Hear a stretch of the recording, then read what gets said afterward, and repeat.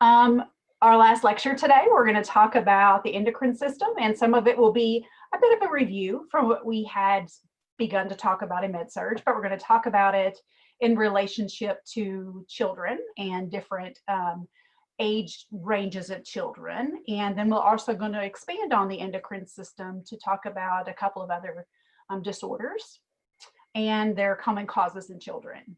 Okay. So we have, let me look over my shoulder here. We have ATI testing tomorrow from 6 to 8. And then we have our exam on Wednesday at 6. And then from 7:30 to 9, we will have our last opportunity for ATI testing. And so remember that you have 2 exams, care of children and community health. And if you get really a 2 or better, you don't need to repeat those. If you do get a 2 and you want to repeat, you have an opportunity to earn 1 additional point. But with a 3, you're free to take it again if you want to take just a little bit of a different test, but you can't earn any additional points. And then if you earn below a level 2, that means you really aren't proficient in that area. So the things that we have gone over this semester, as well as in your ATI book, you should go back and review those things. And what I really encourage when people don't do well at ATI testing, sometimes it's not in a direct relationship to the content. It's that I think you need more practice with practice questions.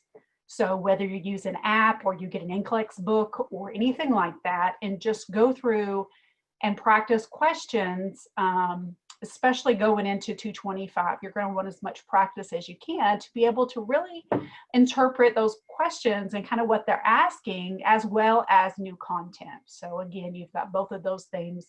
And if you're still kind of working on interpreting questions, it can be difficult in 225 when everything you've learned is kind of coming together. So get yourself an NCLEX book. Doesn't have to be a new one, or an NCLEX app or something like that. And it's never too early to start kind of practicing NCLEX questions and going over those types of things.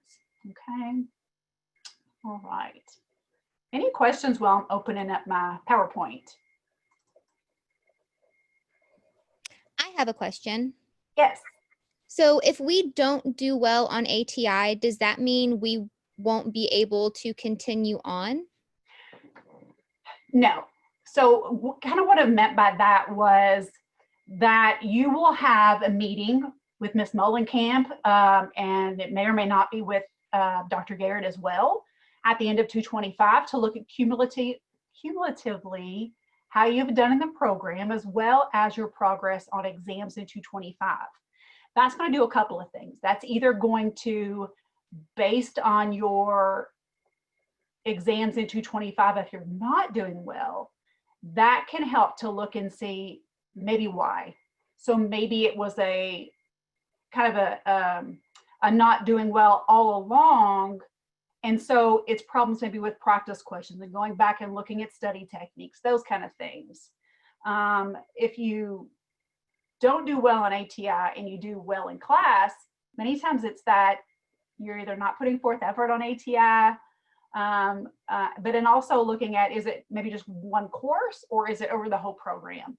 So that is really to counsel you, and everyone will meet with Ms. Mullenkamp and Dr. Garrett to talk about your readiness to move on to 230 and to go on to take the NCLEX. If you do not do well in 225, you will not go on to preceptorship, and you will, because you aren't ready for NCLEX. And those will be conversations that she will have with you. If you were doing well in class, then you're probably doing well at ATI. The people, I mean, it's directly correlated. So I emailed out the levels. So just because you looked at your exam and maybe got like a 68 or 72, or that doesn't mean you failed. That there's a different scale for ATI. So go back and look at the email. I believe I titled it ATI scores or levels or something like that, as well as on your focused exam, your focused review from your ATI exams. The last kind of page on that should have the levels. go back and look at those levels. They're different for each test. And you probably did better than you think you did, even though looking at it as a percentage, if it were a class exam, then that would be a totally different measure. What it is it's looking at the content based on, if you were to take NCLEX right now on that content, how ready are you at this point? And you aren't going to be 100% ready at this point because you haven't finished the program yet. So based on where you are in the program, kind of measures the percentages in that, and and what I'll do as well, we don't have the end of our ATI testing really until Wednesday night. But what I'll do as well is when everybody's finished and I've kind of put together the points, I'll post those on, of course, our grade book, because I want you to go back and review that and make sure everything looks good. Because on Friday is when I'll submit grades to the registrar. So whenever I have time to go back and review everything and put a definite that, everything looks good on the grade book. But then I'll also send you how people did in class. So not everybody's name, but so how many people got level 3? How many people got level 2? And I think at this point, it's really important for you to kind of see where you are as far as not only the program, but your classmates. And then I'll also, because I don't know if it shows on your side or not, I'll send you what the percentage our class got, as well as the percentage of comparable ADN programs. They give us 2 scores, what comparable ADN programs get, and then what comparable schools, 2-year, 4-year, everybody that takes the NCLEX, what they get. And so it's a whole lot of numbers, but I'll pull out some of those numbers so it's not a mixture of everything, and kind of let you know too, as where we're at as a class and where you're at individually. So in a roundabout way, go back and look at your score and what that is. So is it level 2? Is it a level 1? And that will help you to see, am I where I should be with a level 2 or 3, or am I not doing as well as I should be? And maybe it's my test taking. Maybe I need to continue practicing NCLEX questions and really kind of honing in on picking up on some of those clues in the questions. So just to clarify, Uh-huh. can you hear me? Yes. If we don't do preceptorship, we're not passing the program. Right. Correct? Right. So if we don't do good at ATI, we could not do preceptorship, and we could not pass a program. No. And I didn't clarify that very well, Jackie. Sorry, I kind of talked in a circle there. Your grades in 225 will determine if you move on to 230. But if you're not doing well in class and you're not passing 225, looking back at these ATI tests as well will say, and it always does, if you're not doing well in class, then you probably didn't do well on ATI. And so that can go back to say, this looks like it's continued at this point or whatever. And it helps us really to say, if you're not passing 225, what do you need now? So what resources do you need now? It also helps to go back and look and say, if you are passing the class, but you're still not doing great on ATI, that also helps Ms. Mullenkamp to be able to determine maybe you need an NCLEX prep course, like a Kaplan course or something like that. And it's totally up to you, but it just helps us to give recommendations on what would help you to have the best opportunity to pass NCLEX the first time. And I've got one more question because I just got the tail end of what you were saying about submitting the remediations for the practice exam. If those weren't submitted on the 4th, we don't get the points that we would usually receive. Is that what you're saying? Okay. Correct. Thank you. You're welcome. Any other questions? Yeah, I have a question. Okay. Have they always done that in the program, or have they changed because of the most recent NCLEX pass rate? No, we have a great NCLEX pass rate. In fact, we usually have 96 to 100%. And so that's kind of where it's not changed. It's not changed at all. And it's just a conversation. It's really kind of a conversation of saying, what are we seeing, and what do we recommend for you going forward? So at that point, it may be based on your scores in 225 and on ATI. You know, I think you would benefit greatly from going to an NCLEX prep class or something like that. And we even have suggestions of students previously who've gone to these prep classes before taking NCLEX. So it doesn't mean you're not passing in class, but we can also give suggestions based on NCLEX prep classes, based on how well you're doing in class and on ATI, on what level of proctorship or preceptorship that we are going to place you in. So placement in proctor or preceptorship is up to the clinical instructors and Ms. Mullenkamp. And that's really a discussion about, you can say kind of where you want to be placed. Most all placements are at Baptist Health, but depending on whether you're going to be in the ER, the ICU, the med-surg unit, wherever, is based on your progress in class and how well you're doing. If we don't think you're ready to take on an ICU or an ER, then you're not going to be placed in an ICU or ER. You're going to be in a med-surg unit. So all the way up to those things, it's really helping us to determine how ready are you and what kind of challenges can we give you that you're going to be able to be successful in, versus maybe not thinking you're going to be as successful in your preceptorship in a fast-paced unit or in a really intense unit.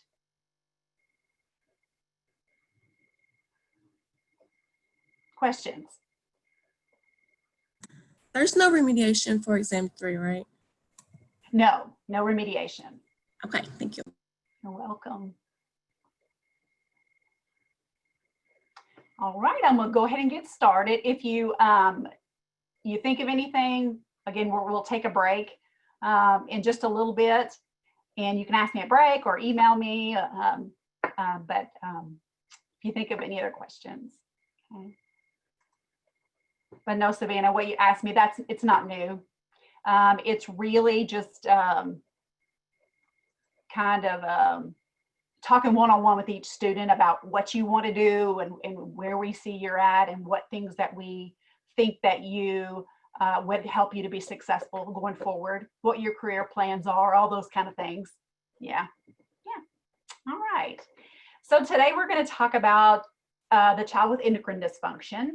And like we said, we've talked about some of these disorders previously, but really talking in context of the child and the most common ways that these endocrine disorders happen, as well as treatment. And we know that if we're talking about the child, we're talking about education of not only the child, but the parents. And a really important concept too is making sure that we include everyone who's going to be really assisting that child with care. So the school, whether it's the school nurse or the teacher, someone like that, knowing medications that the child's taking, as well as signs or symptoms they might have if they were to have some type of adverse effects or something like that in class. And so whether we're talking about hypoglycemia or we're talking about thyroid dysfunction or anything like that, it's important that everyone that is in the with the child and helping the child helps them to be successful. Okay. So first, we're talking about the endocrine system. We know it has a lot of function, and we're going to look at a picture here in a minute that really again brings us back to the many functions of the endocrine system. And so we know it has multiple layers. It starts with the hypothalamus, and the hypothalamus is kind of the negative feedback center.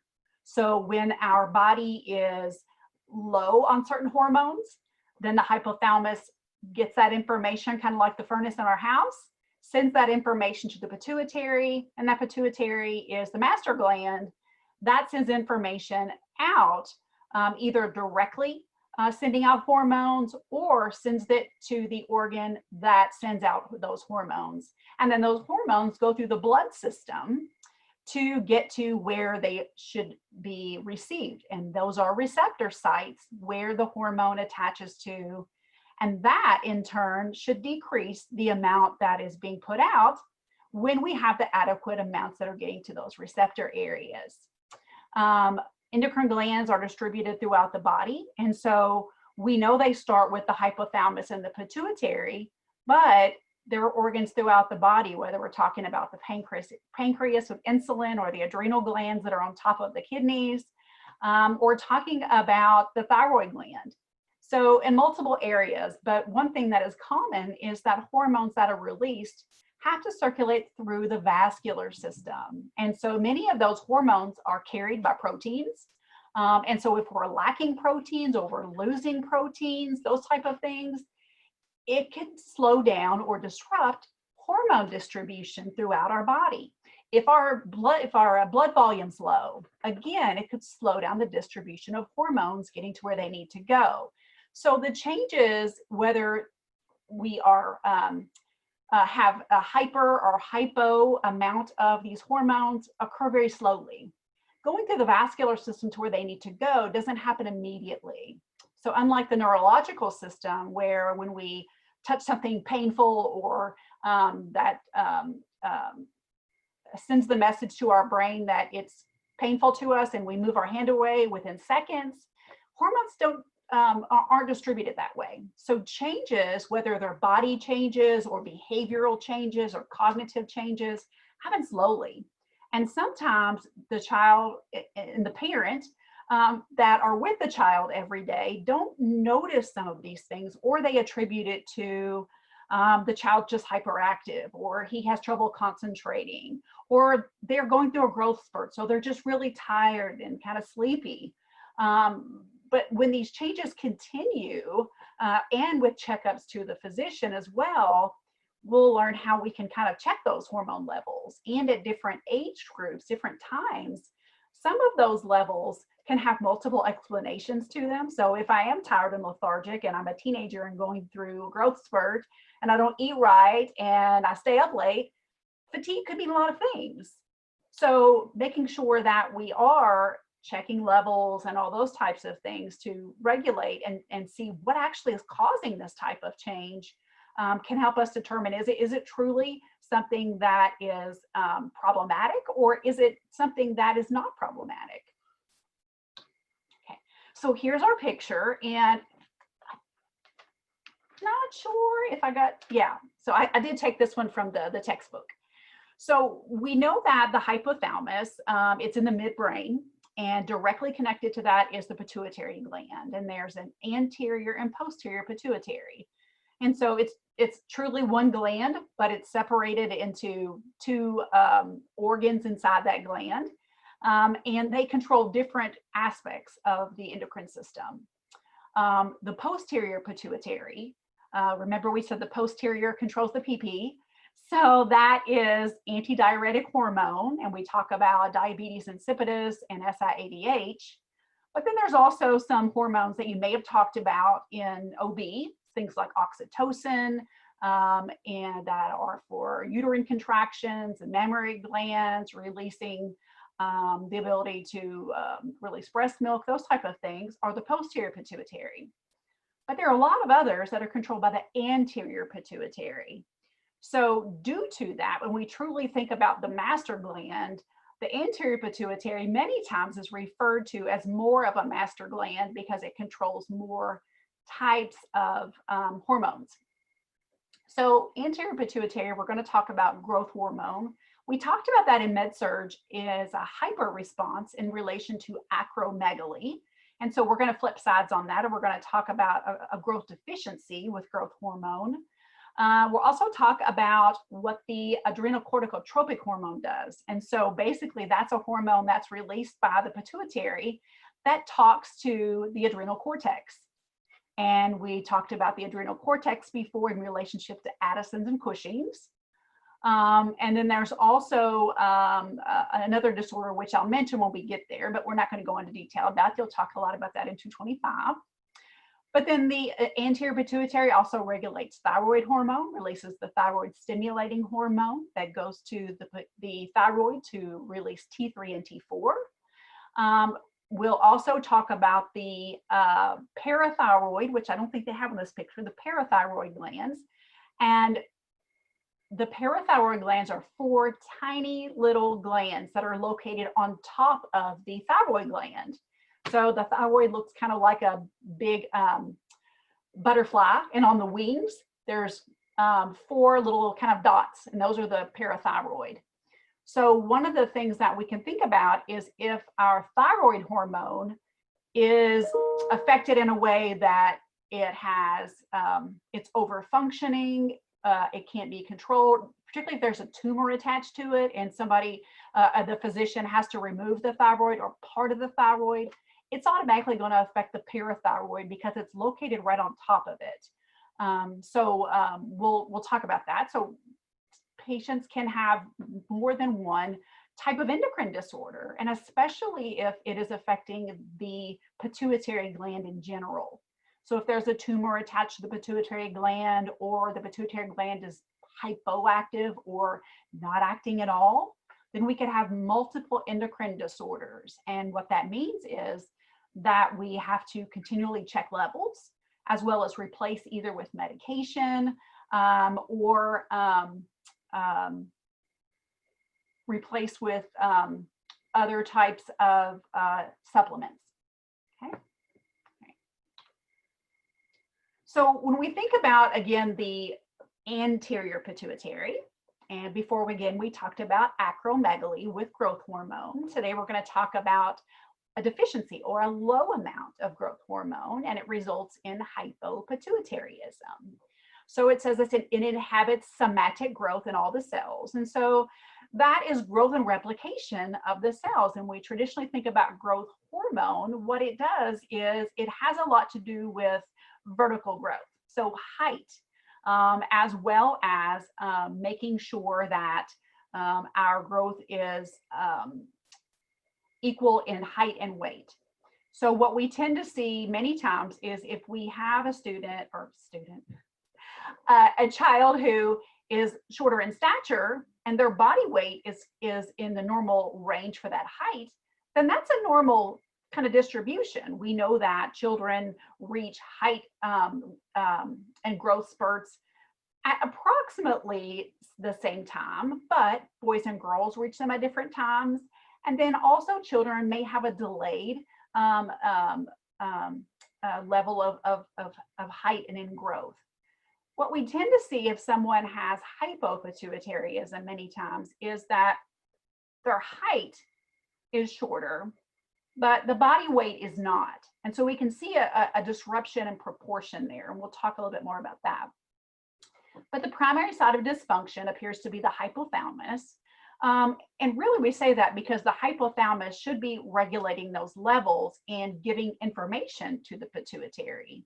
So if the pituitary is not releasing information, it's not getting it directly attached from the hypothalamus. And the most common reason for this usually is some type of a tumor, many different types of tumors. So if it is let's say a cancerous tumor, they may try to remove part of the tumor or do chemotherapy or radiation. If it is a benign tumor, but it is putting pressure on the hypothalamus and onto the pituitary, then they may go in and try to remove that as well.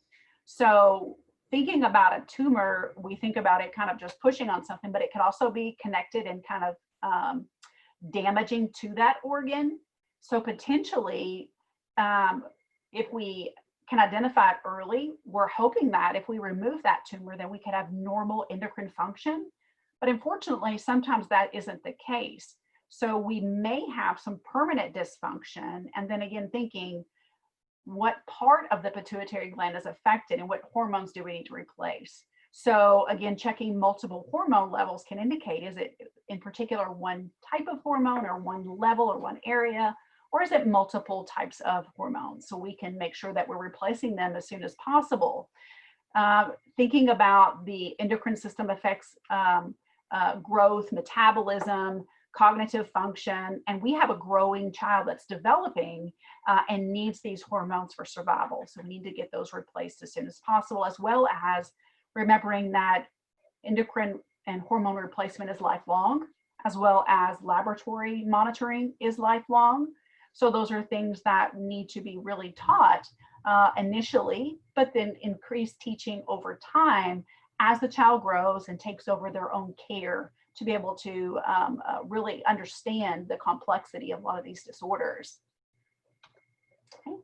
So diagnostic evaluation, again, thinking about, is it something that may be in the norm? And a lot of times they'll look at, is this something that could be hereditary and not something to do with a growth hormone? So do we have a pattern of parents or other family members being of shorter stature?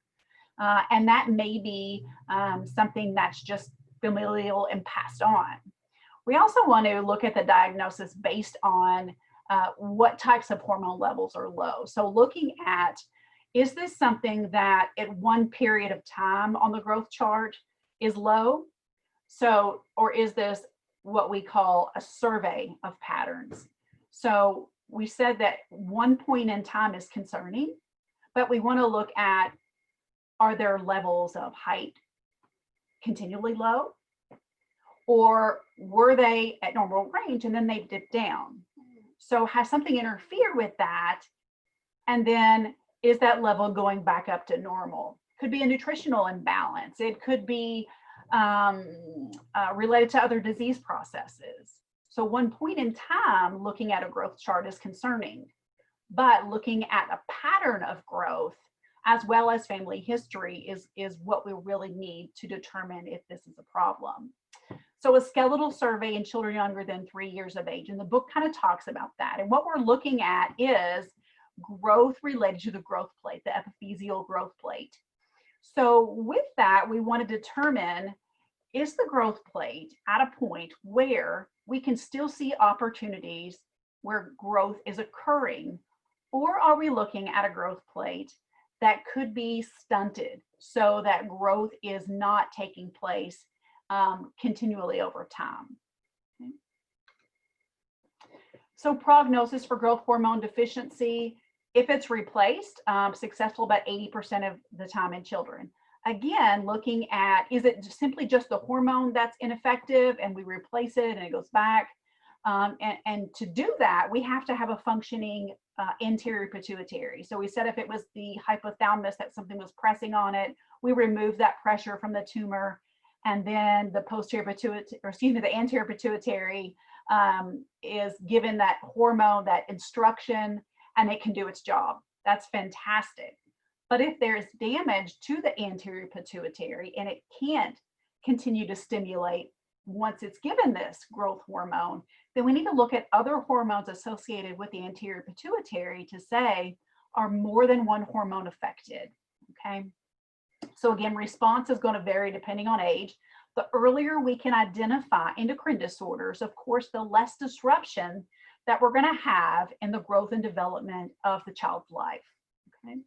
The length of treatment, again, is this something where it maybe, again, was a tumor or something like that, and we're doing surgery to remove the tumor, or we're giving medication to shrink the tumor or something like that, and it's temporary, and then we expect the function of the pituitary glands to return to normal? Or is this a damage to one of the pituitary glands or one of the receptor sites?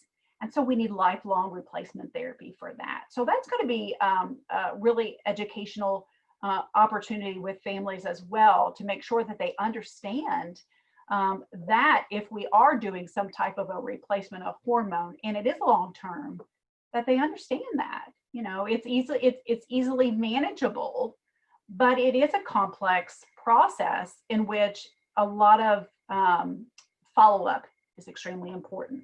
Lab work, medications for the rest of their life. And with those medications and follow-up and lab work, then they can lead a normal life. Okay. Frequency of doses. So again, is this something that where they're getting a growth hormone replacement, maybe weekly or monthly, or is it something where we're talking about another process that requires a pill every day?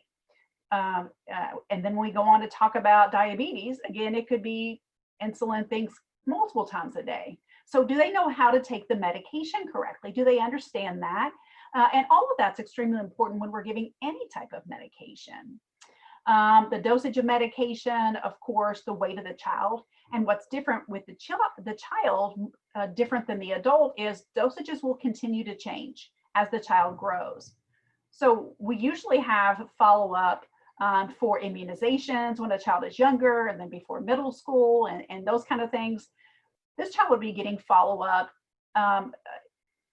in the beginning, probably every month or couple of months until dosages were stabilized, and then maybe once a year. And then during growth spurts, maybe every 3 to 6 months. And so labs are going to regulate based on growth patterns. And then the needs of the body for those types of hormones are going to change as the child grows as well. So dosages will change.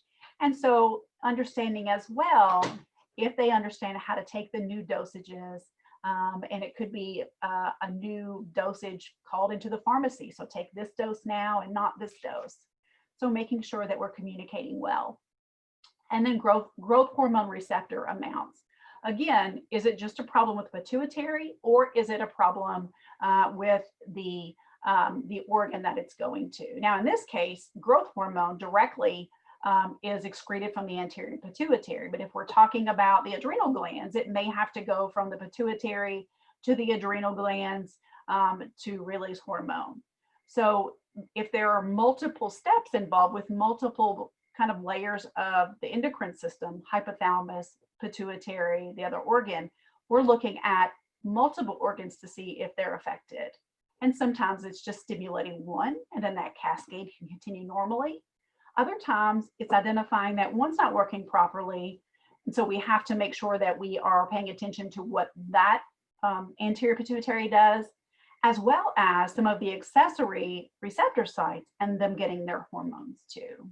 Okay. All right. So nursing considerations for growth hormones. The most important consideration with any endocrine disorder is identifying the child with the endocrine problem. So again, we're going to talk about what some of those signs and symptoms are. And while we are having children come in for their well visits and talking about immunizations and height and growth charts and all those types of things, we're going to be looking at our measurements on the growth charts, as well as looking at their development of the things that they're doing. Anything that's abnormal in their growth and development as they go along should really be considered possibly being an endocrine disorder, because it affects multiple parts of growth, development, metabolism, nutrition, everything. And so that's kind of a basis of looking at our blood levels and saying, could there be something wrong with one part of the endocrine system or multiple parts of the endocrine system? Family support is important. Again, we said with a deficiency that it means lab levels, it means medication potentially for the rest of their life. And it means talking about some changes, they could be different than their peers. So potentially, if we're talking about a hormone disorder that is identified in school age or adolescence, they could already be having some difficulties peer-wise with why they are feeling different or behaving different or looking different than their peers. And if we're talking about growth hormone, it could be stature. So talking about, again, why this is happening and how it's happening, and how the treatments are going to affect the child, and the importance of taking those treatments. Preparing the child, again, so growth hormone would be daily injections, okay? And so could be a couple of different types of growth hormone that's injected, and we're going to be teaching the parent and child. And if we're talking about the child that's in school age to adolescence, we're going to want to make sure they're proficient in giving those injections as well. So it's not only having them comfortable with getting an injection, but it's starting to talk about giving those injections and getting lab work done. And that can be very difficult for the child and parents.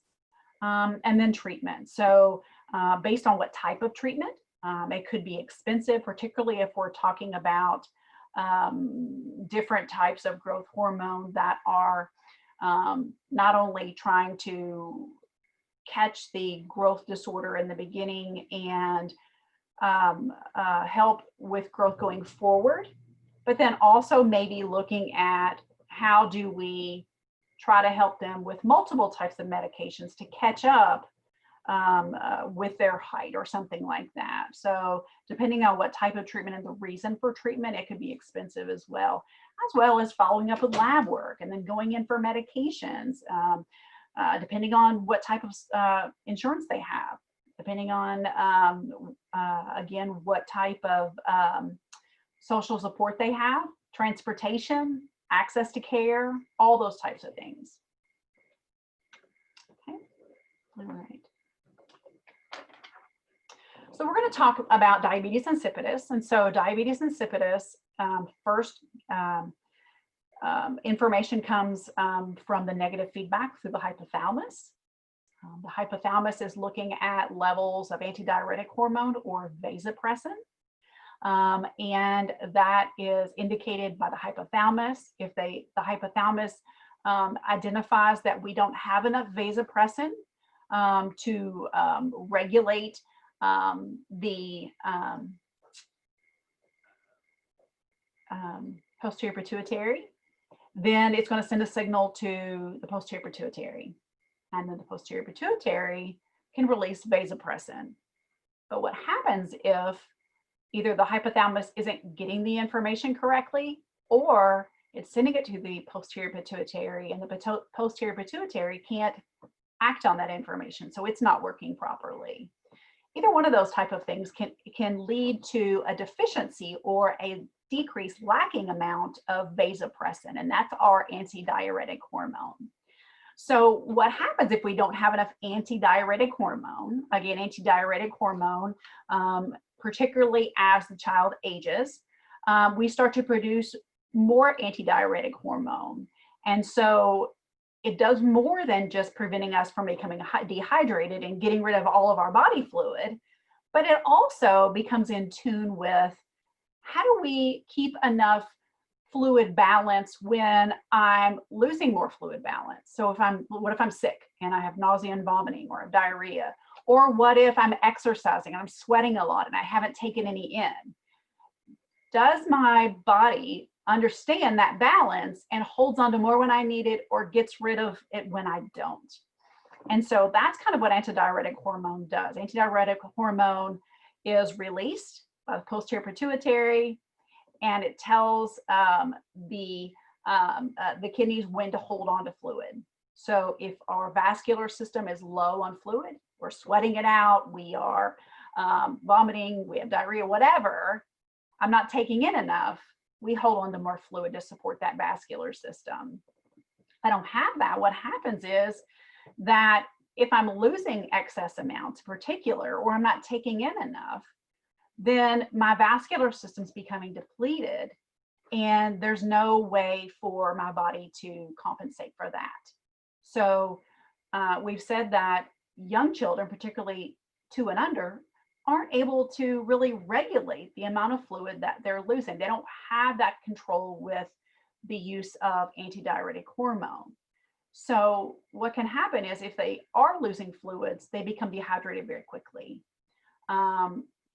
And what we tend to see in children is that they become very dehydrated and very thirsty. And we say, well, if they're under 2, can they really tell me they're thirsty?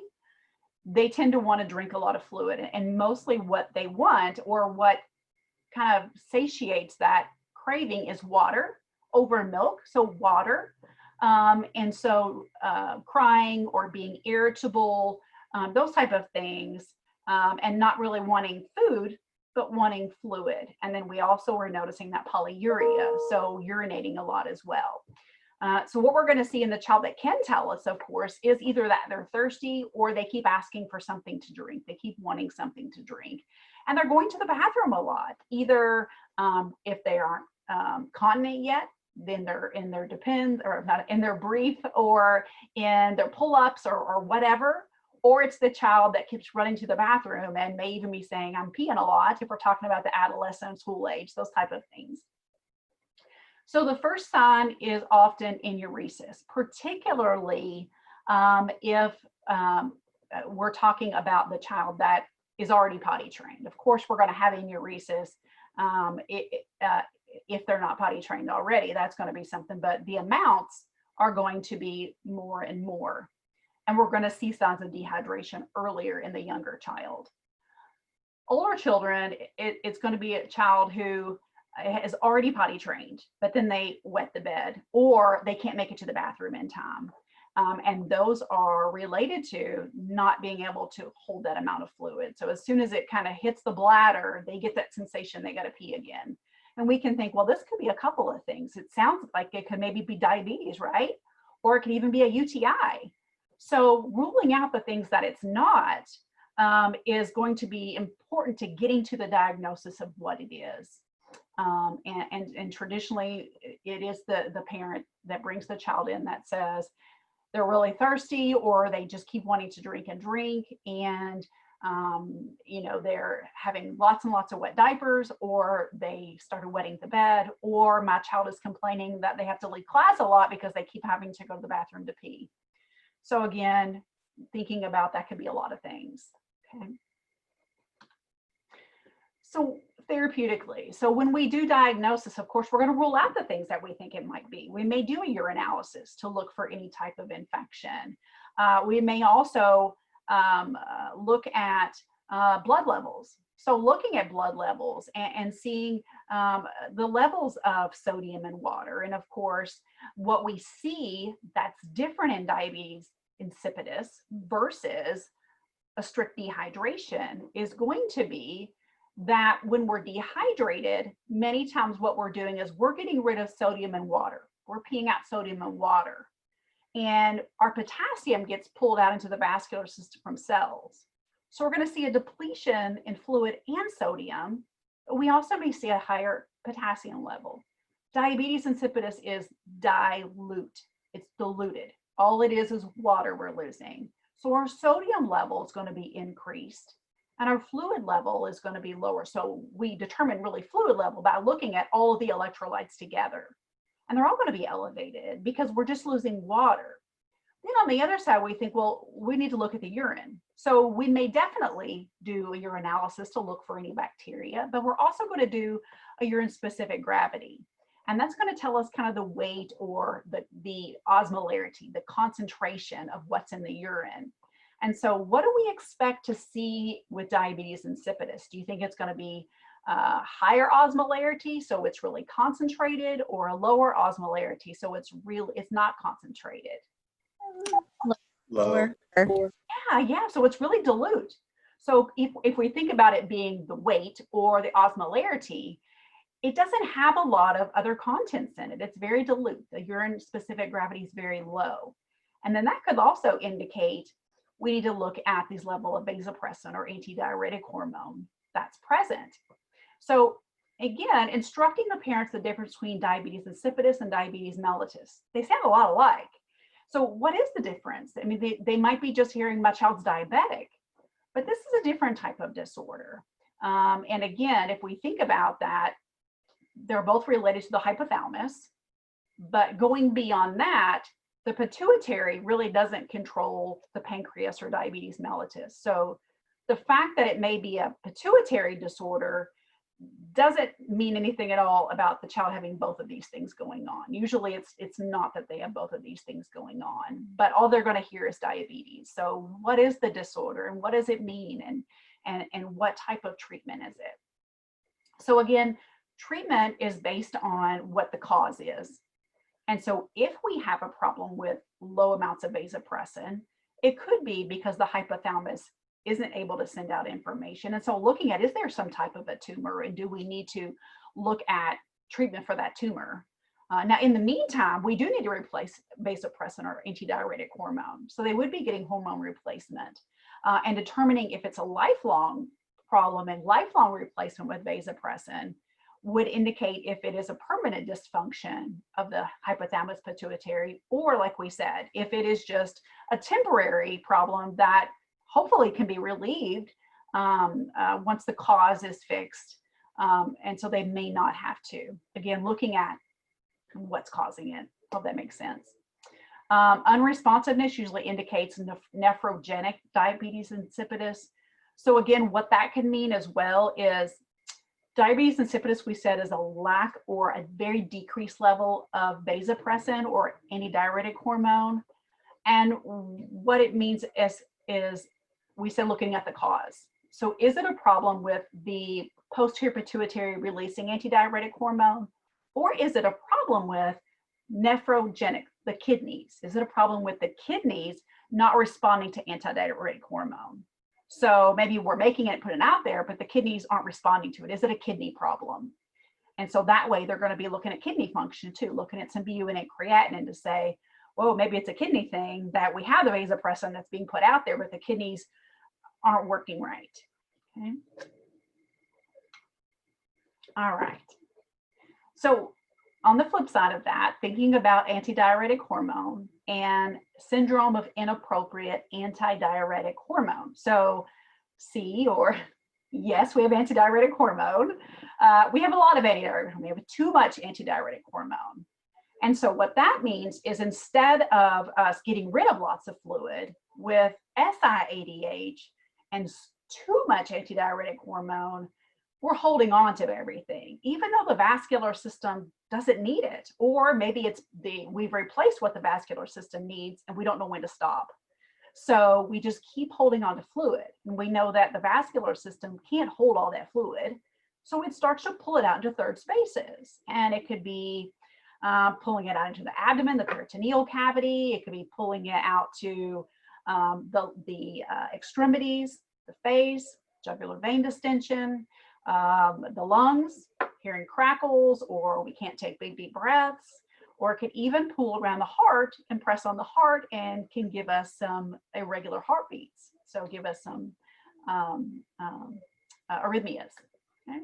So produced by the posterior pituitary, again, that vasopressin or antidiuretic hormone, hypersecretion. It just keeps on coming. Again, thinking about what could cause that. So maybe it's the hypothalamus, who is supposed to get the message when we're low and send a signal to the posterior pituitary, but maybe the hypothalamus is broken and it just keeps sending that signal. So the posterior pituitary is doing its job and it's putting it out there, but the posterior pituitary is not broken, it's just doing its job. Or it could be that the hypothalamus is sending normal signals, but the posterior pituitary isn't understanding those signals and it just keeps pouring it out. So again, we have to look at, is it the posterior pituitary and what type of hormones does it control and are there problems? And we have to look at the hypothalamus, the level above. And so the things that it controls, anterior and posterior, are they both out of control? And then of course, they'll look for some type of a tumor or some type of lack of development of the hypothalamus, those type of things. If it is something to do with the hypothalamus, we're gonna know about it really early. Early meaning either age-wise, or early meaning when something starts to happen to the hypothalamus, whether it's a tumor or something like that, because we're gonna see a whole lot of problems going on rather than it just being one area. So we're holding on lots of fluid. Signs are fluid retention, we're holding on to it. Hypotonicity. So what that means is we are looking at the vascular system, the fluid, and it says it's hypotonic. So if we think about the fluid that's in the vascular system, hypotonic means that there's a whole lot more fluid compared to the electrolytes, okay? It also means if we have hypotonic fluid in our vascular system, then it's trying to push it out to the cells. So we've got big round fat cells that can't hold anymore either. So all of our electrolytes in comparison to the fluid are going to be low or high. Which one do you think?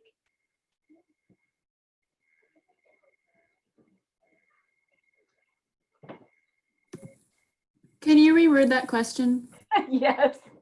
Yeah. Yeah. So if we have a whole lot of fluid we're holding on to, a whole lot of fluid that's pulled into the vascular system, and then I'm taking a blood sample to look at electrolytes, do you think the electrolytes are going to look high or low? Low.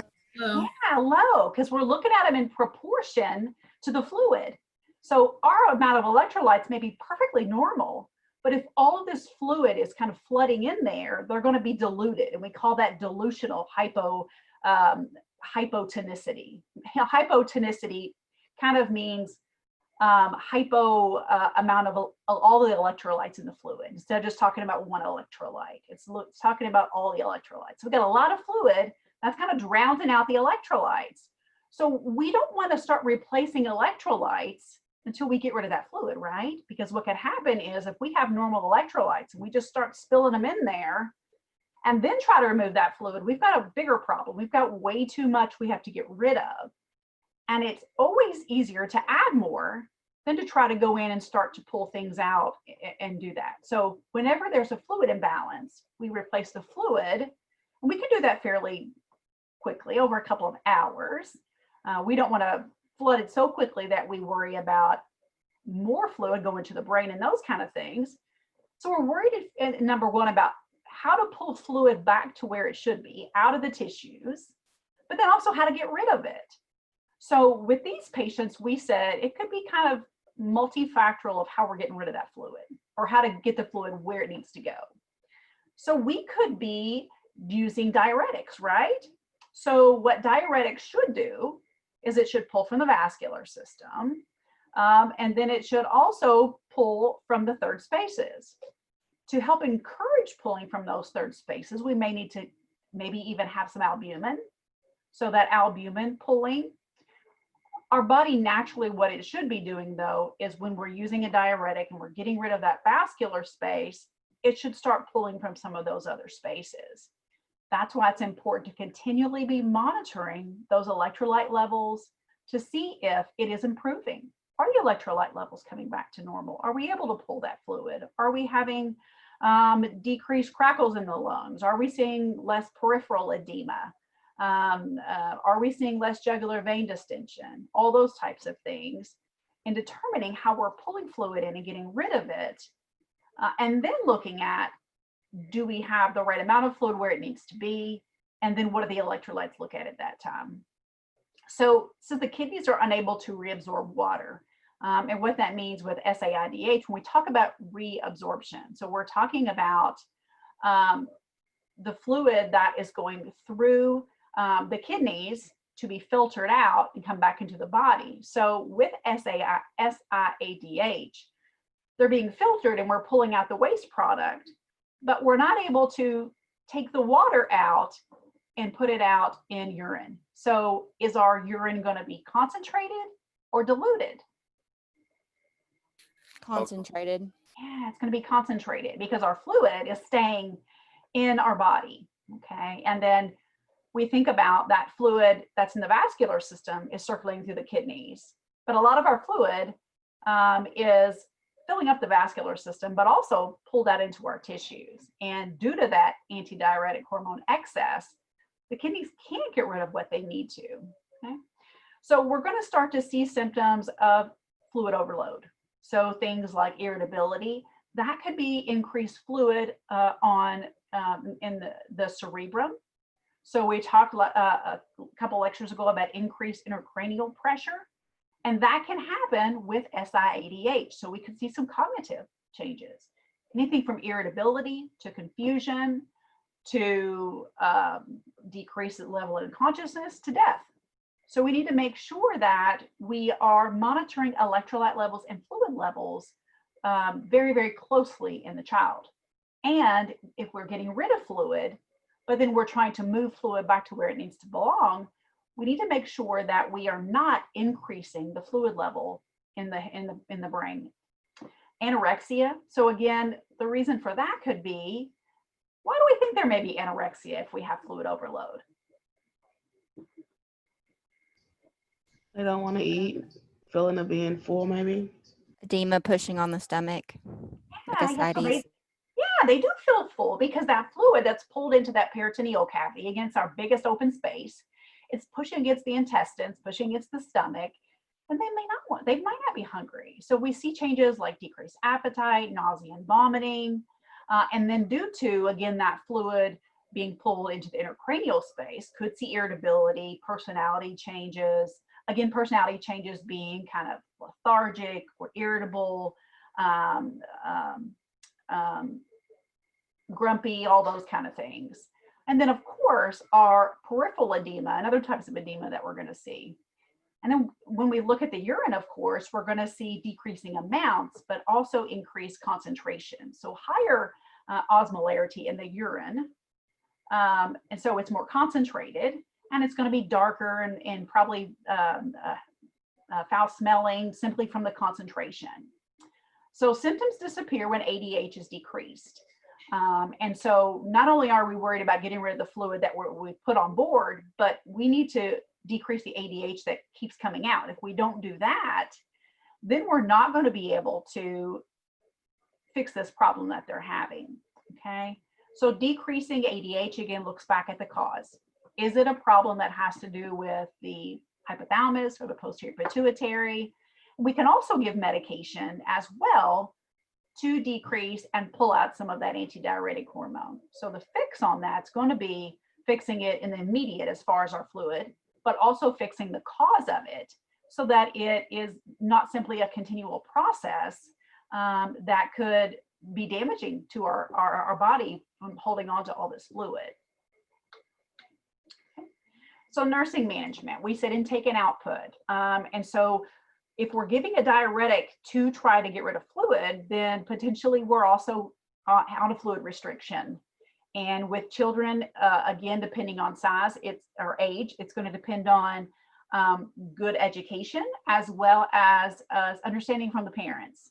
So understanding from the parents about how much fluid and what type of fluid, as well as making sure that they have a realistic expectation about what does that look like. So what does 1,000 milliliters look like? What does 1,500 milliliters look like? What are signs that there is fluid overload? So what if we got rid of fluid and then we go home and then I notice edema that's coming on, or the abdomen is becoming distended and firm and they're feeling nauseous again. So what are signs of fluid overload? Also seizure precautions. Why seizure precautions? Because the electrolytes are out of balance. Yeah, electrolytes out of balance, particularly things like sodium, magnesium, but also could be increasing cranial pressure as well. So seizure precautions, definitely. We have to make sure that when we're changing fluid balance in a child that we're doing it, I don't want to say slowly, but we're not doing it quickly. So over hours, instead of just giving lots of diuretic and pulling it out, or in the reverse case, filling them full of fluid if they were deficient. We want to do it more slowly because we're watching to see how much fluid we're losing, also what the electrolyte levels look like.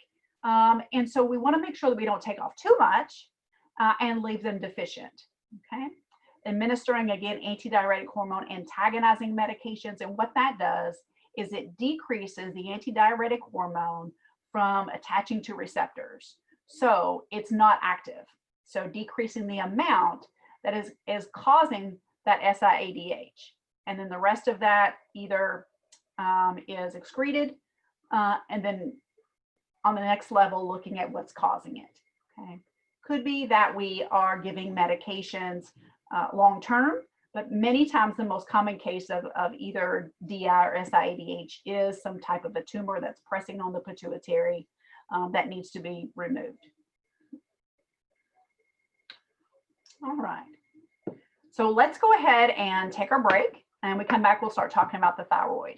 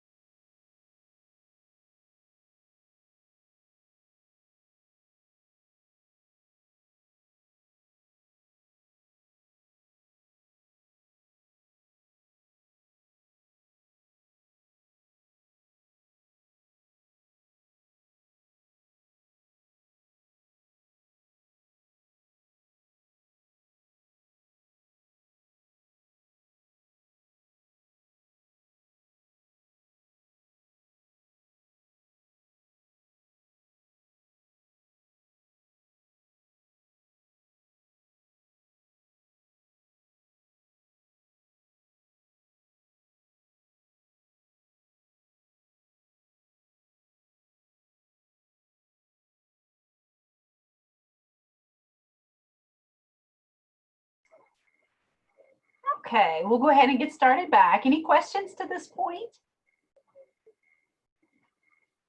Okay. So we are going to talk about the thyroid, and we said the thyroid is gets information first from the hypothalamus. Okay, so it's the negative feedback that it gets from the body, whether we have too much, too little, or we're just right. If we're just right, then they're not going to send any signal to the anterior pituitary. But if the signal is we don't have enough, then we need stimulation to produce more hormone. And if we have too much, then the signal is going to be turned off so that we don't produce more. So thyroid function, we said, regulates thyroid hormone. And what thyroid hormone does is it regulates metabolism. And so with metabolism, we think about speeding things up, slowing things down. That means speeding things up as far as heart rate, regulation of blood pressure. It also means the production of cells, growth and development, the way that we're utilizing nutrition. So how our metabolic rate as far as how much nutrients that we need versus what we're using. Okay, so we can see a lot of different symptoms if we have a deficiency or an excess, again, of thyroid function. So thyroid hormone regulates the basal metabolic rate, and so we know that's the kind of the amount of energy, nutrition, glucose that we're using in response to the amount that we're taking in. And so we should be able to meet the demands that our body has. And the thyroid secretes two hormones. So if we back up and think about the pituitary gland, it's releasing thyroid hormone. And that thyroid hormone stimulates the thyroid to produce thyroxine and triiodothoxin. And that is T3 and T4. And also calcitonin. We haven't truly talked about calcitonin. And what calcitonin does is it helps to regulate the calcium in the blood, as well as storage of calcium in the bone and pulling calcium from the intestines. And we'll talk more about that when we talk about the parathyroid. But the thyroid really regulates the amount of calcitonin that's produced. And so calcitonin's kind of protective factor is to regulate the amount of calcium that's in the vascular system. We need it. So we traditionally think about calcium as being in bones and teeth and all those kind of things, which is fantastic, and it is, but we also need it for muscle contraction. And a couple of those are the muscle that we think about as the heart and in our extremities. And if we don't have enough calcium that is entering and exiting the cells to produce contractions in the muscles, then we can start to see problems, muscle weakness, such as well as cramps, those type of things. And we'll talk a little bit more about that. So we may have either too much or too little thyroid hormone. And again, that leads to a disruption in our metabolic rate. So when we think about both sides of that equation, it either means that we are not able to meet the metabolic needs of our body. So what we're taking in, we're using that, and we need much, much more of it. Okay, so we're running through the nutrients and energy and glucose and all the things that we need. So what we've got is not meeting the demand that we have. We're deficient, or it could be a hypothyroid condition in which the amount of things that we're taking in and our energy and nutrients, we are not meeting the demands that our body needs because we are using the things that we have inefficiently. So we're moving much slower. We're not doing the things that should be using the energy to make our body function like it should. So speeding up and slowing down, and we'll look at that a little bit more closely. So again, we may have a problem with the distribution of thyroid stimulating hormone, and that's a pituitary problem. So if the pituitary is not functioning, we're not getting thyroid stimulating hormone that's being sent out to stimulate the thyroid. So of course the thyroid may not be functioning the way it should because it's not getting information. So what happens many times if the thyroid stimulating hormone is not functioning well and it's not able to talk to the thyroid hormone, it can't tell the thyroid hormone when to stop producing, okay? If we have thyroid stimulating hormone that is overly giving information, then again, the thyroid hormone can't regulate if it's too much or too little. So we can see problems with distribution, either too much or too little from a pituitary standpoint, if that is problematic, or the thyroid gland's not working. Hypothyroidism is one of the most common endocrine disorders in children. And what can happen is that we start to see signs and symptoms that indicate that everything has kind of slowed down. So let me kind of elaborate on that.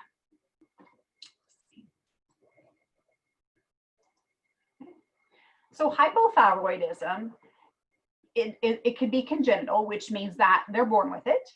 Okay, and so being born with it again could mean that there's a dysfunction with the pituitary gland, or that the thyroid hormone is not getting information or not understanding the information from that pituitary, that thyroid stimulating hormone information. So a problem at either one of those levels, and we have to identify where the problem is. So when we think about congenital, many times we think about it being hypoplastic, and hypoplastic thyroid gland just means that it's under functioning. Okay, it's under functioning. It just can't keep up with the demand that our body has. Acquired could mean that it could happen at any time. So congenital from birth, acquired, it could happen at any time. And in that case, many times it's related to some type of thyroid cancer or some type of a tumor on the thyroid.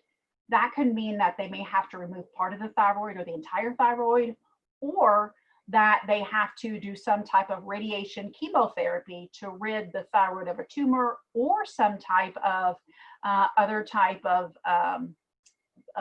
maybe some type of blood cancer that's affected the thyroid. So treatment of the cancer or removal of a tumor. Okay, again, tumor could be malignant, could be benign. So it says it rarely occurs from dietary iodine insufficiency. And so we know that that's one of the things that we need to be able to intake for the thyroid to produce T3 and T4. So in developing countries, we may see due to an iodine deficiency, but in developed countries, we get iodine that's in a lot of our foods already, as well as iodine that's put into table salt to prevent things like hypothyroidism, like we said, that once came from a dietary reason. I have a question. Yeah. Can congenital hypothyroidism be caused by prenatal causes, like what a mother does in her pregnancy, or if they have hypothyroidism?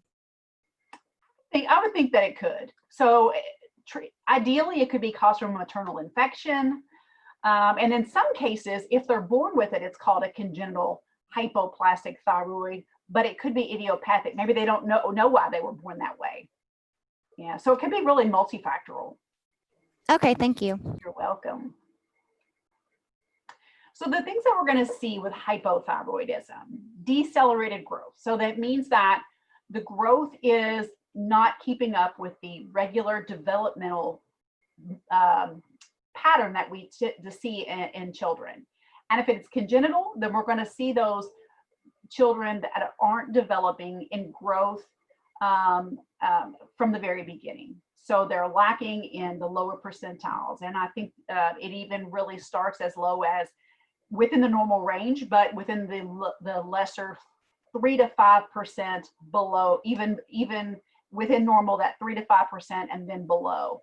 So we start to consider it could be something to do with something more problematic than just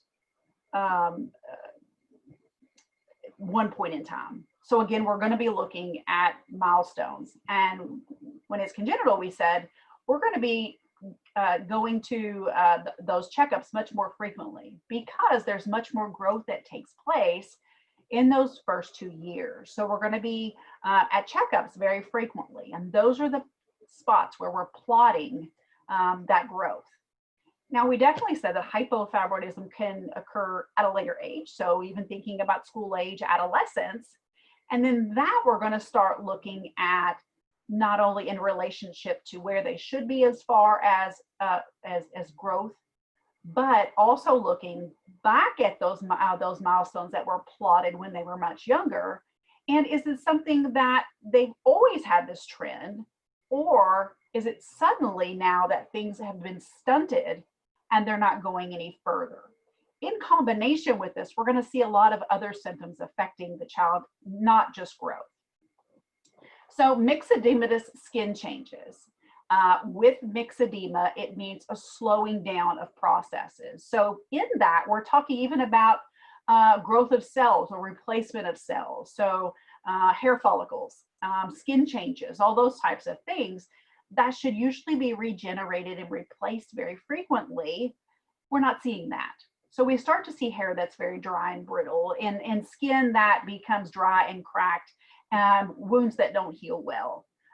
Also, we tend to see certain types of periorbital edema. And so what that means as well is our body's mechanism of taking fluid and getting it to the kidneys and getting rid of fluid should meet the demand of us taking in things. So it's kind of a balance of taking in fluids and getting rid of fluids.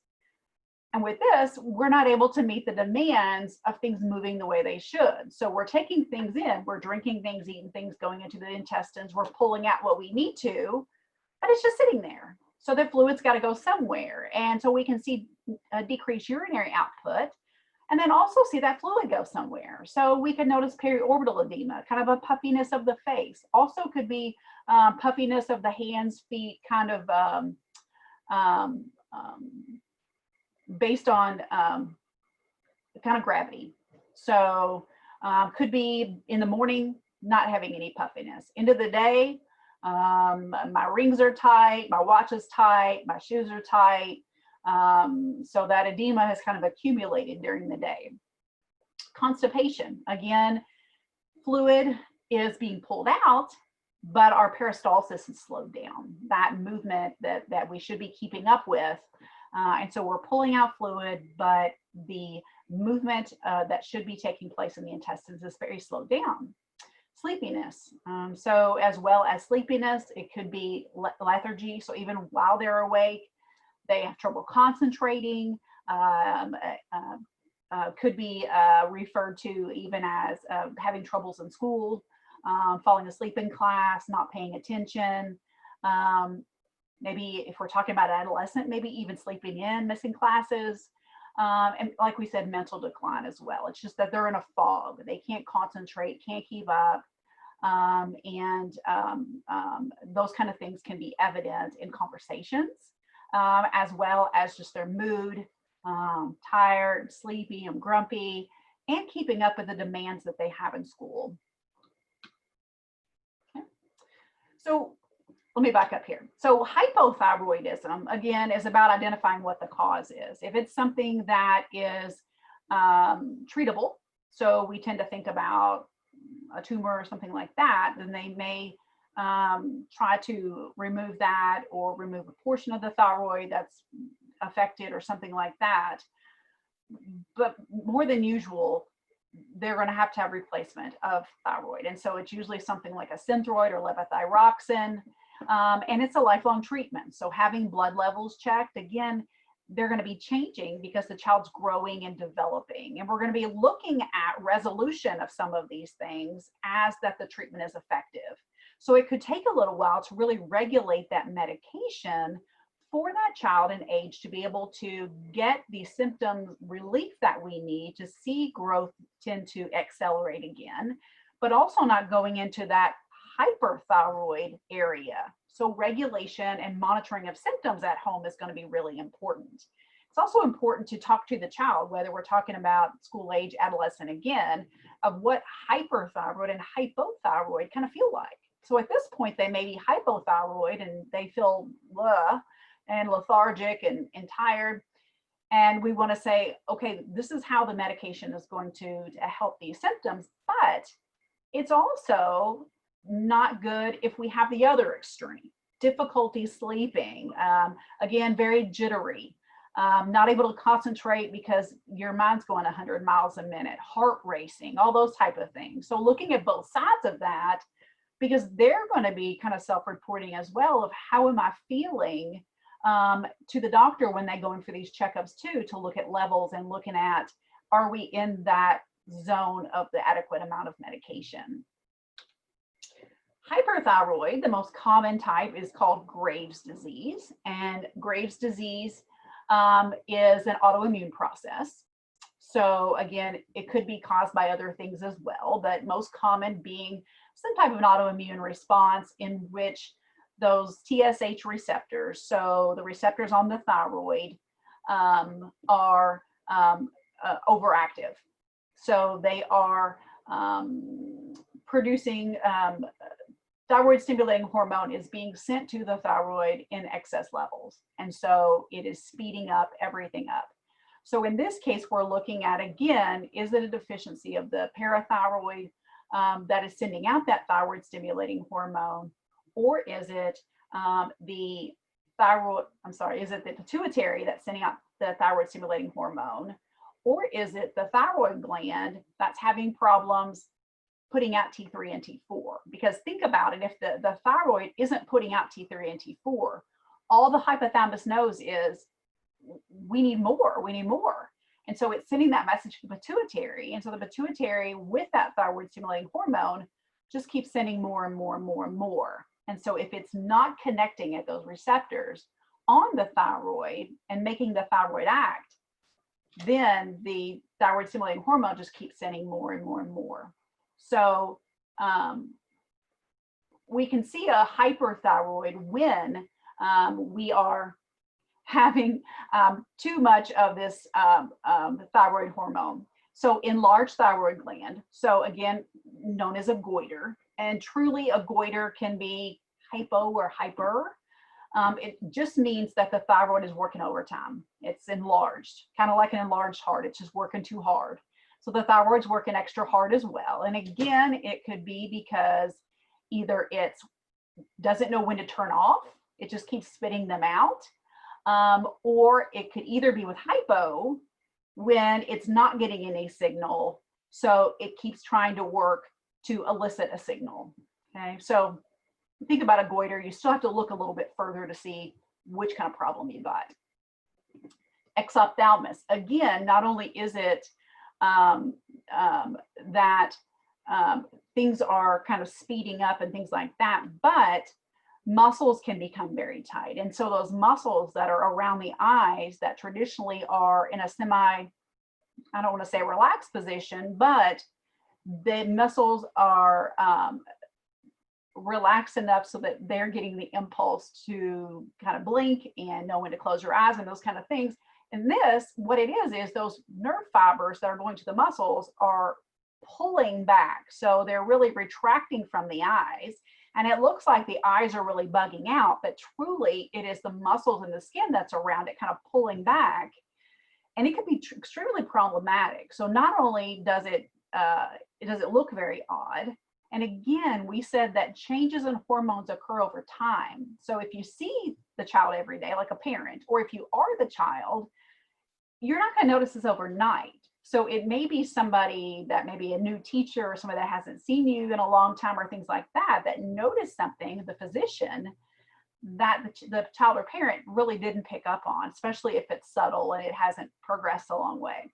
But that exophthalmos can really cause an inability to completely close your eyelids. And it can lead to drying out of the eyes as well as damage to the eyes and vision. So it needs to be treated right away.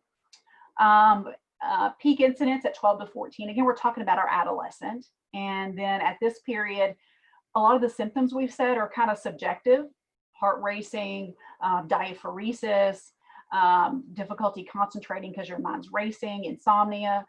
And those are kind of subjective sometimes. So talking about what those symptoms are, and then again, if we're treating hyperthyroidism with some type of medication, We want to talk about what hypothyroid feels like as well, because it's important to know both sides of that as well as it's important to know how to take medication. So we want you to take it every day, but if you miss it, we don't want you to take 2 and 3 in one day. Hormone regulation needs to occur continuously. So same time every day.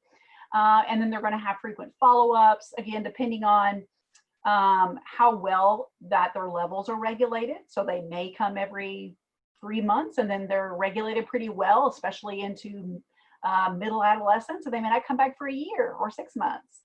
So getting that regulation of medication can be difficult, especially during big growth periods. Familial association. So again, it is an autoimmune process, and many times it does have a familial association. And so diagnosis is based on looking at increased levels of T3 and T4. So T3 and T4, again, the thyroid is working overtime, trying to put these out, but it can also be related to TSH levels. So it says here, suppressed TSH levels. And so what the pituitary is trying to do is it's trying to either decrease its stimulation or stop its stimulation, because it's trying to tell the thyroid, we don't need it anymore, but the thyroid isn't getting that message and it just keeps still spitting it out and spitting it out. So many times a dysfunction with the thyroid receptor getting information, or the lack of information as it should be, from the pituitary telling it, we don't need it anymore. Okay? So management of this hyperthyroid, this Graves' disease, it says therapy is controversial. So what that means is we're looking at, depending on the age of the child, okay? So, and depending on the level of hyperthyroidism. What can happen is if you're giving this medication, these anti-thyroid drugs, it can slow down the rate of thyroid secretion, which also can slow down the rate of growth hormone excretion. So we need to watch it really importantly, because if we're slowing down the thyroid level, we don't want to slow it down too much because it can affect growth hormone, and then it's going to affect the growth of the child.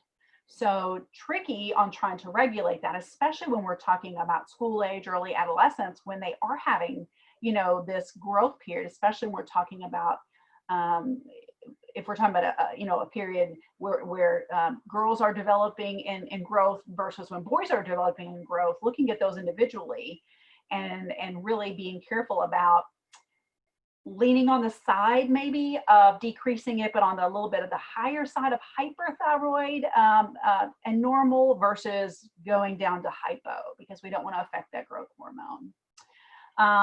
Other treatments other than medication could be, depending on what's causing it, it could be removing part of the thyroid or the thyroid. If we give medication to decrease the rate of T3 and T4 and it doesn't work, they may have to remove part of the thyroid that's over functioning, or all the thyroid. So really don't want to have to do that. Or it could be, if it is some kind of tumor that's kind of invaded part of it, they could do what's called an ablation with radioiodine. So kind of an ablation of kind of cauterizing or zapping part of it that's overactive, and then regulating based on that. So if it's a little bit low, then regulating it based on that.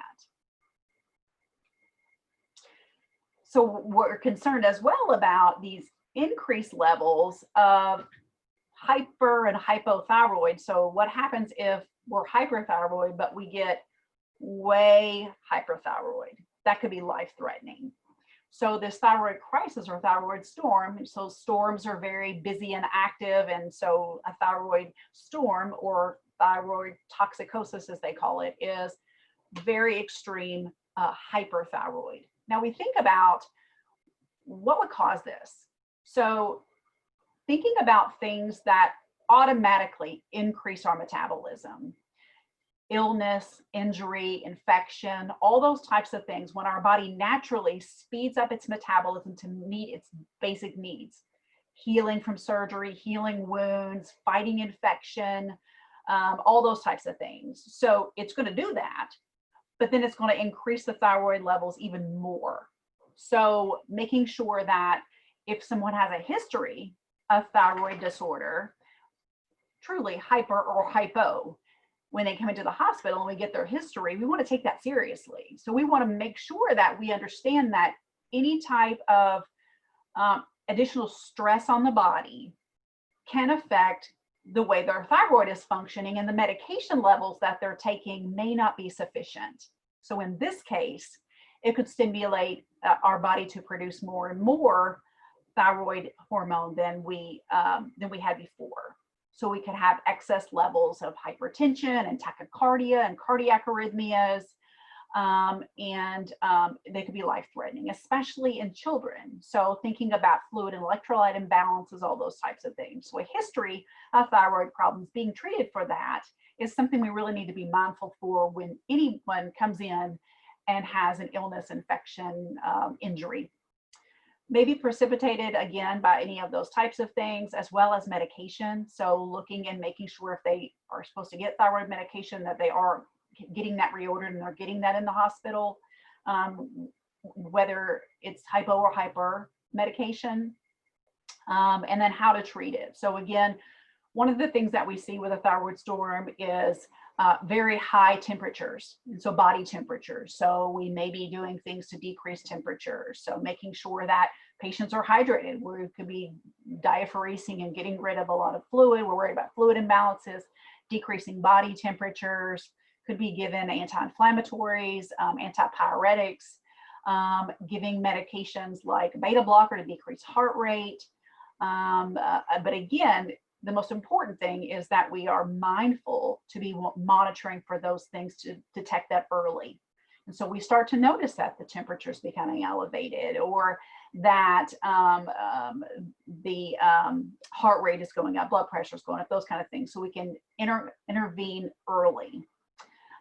Treatment, like we said, is anti-thyroid drugs. So it could be increasing the amount of medication that they're already taking. And then, like we said, beta blockers. We want to make sure that the heart rate doesn't go too high. And that's going to be based on our very close monitoring of these patients. Yeah. Let's talk about the parathyroid. We haven't talked a whole lot about the parathyroid. Again, they're tiny glands that are located on top of the thyroid gland. So on top of that butterfly. So if there's damage to the thyroid, it could also affect the parathyroid, or if we have to remove the thyroid, part of the thyroid even, we are affecting the function of the parathyroid. And so parathyroid glands secrete parathyroid hormone.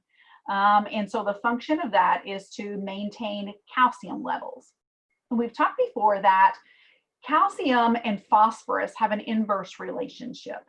So making sure that we're monitoring, again, with our basic metabolic panel, all our electrolytes, we're looking at calcium and phosphorus.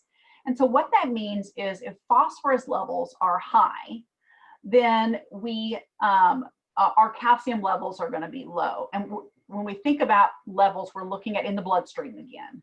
So phosphorus and calcium like to live in the bones. That's one of the main places, like 85% of them are stored in the bones.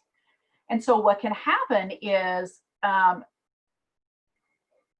if one level is being pulled out, and we'll talk about when that happens. Let's say phosphorus is being pulled out of the bones, and it is elevated in the vascular system, then our level of calcium is going to be pulled into the bone. It's going to try to equal out the levels of those things together in the bones. So parathyroid increases the release of calcium and phosphorus from the bones. They both come out in the bones. So there is a point where they leave each other, but they're both released from the bones with parathyroid function. And we think about, why would they be released? Well, our body indicates when our vascular system doesn't have enough. And so with that, we said it's extremely important, especially for not only storage of bones and muscles, but also for regulation of cardiac function, muscle function, all those types of things. So that's our number one. What's in our bones we would like to keep in there as to make our bones together with these two hard and strong. But if our vascular system doesn't have enough, we're either losing it, or we're not absorbing it in the intestines, or we're not eating enough, getting enough, then we're going to start pulling it from the bone. Okay. So increasing levels of parathyroid hormone indicate the release of calcium and phosphorus from the bone. And so back when we talked about bones, we talked about osteoblasts and osteoclasts, and we said osteoclasts break down bones. And so this parathyroid hormone stimulates osteoclasts to start breaking down some bone. And with that, they release calcium and phosphorus together. They're still kind of hooked together.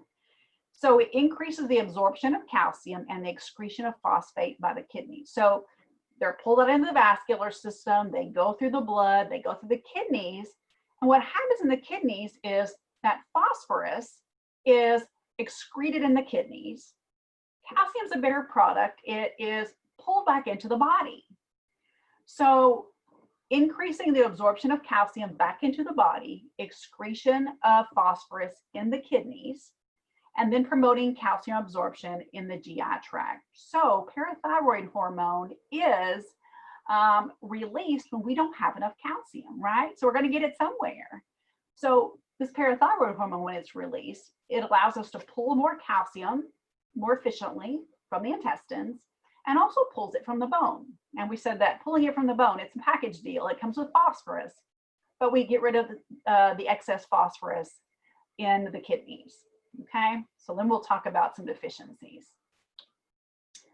Hypoparathyroidism. So we said, backing up, parathyroid is maintaining calcium levels. Okay, so hypoparathyroidism, what we're going to see is either congenital hypoparathyroidism. So the parathyroid that's regulating calcium levels is not doing its job well enough. Okay, so deficient production of parathyroid hormone, and we know that regulates calcium, could be aplasia or hypoplasia. And what that simply means is hypoplasia is decreased functioning of the parathyroid. Aplasia means it's not functioning at all.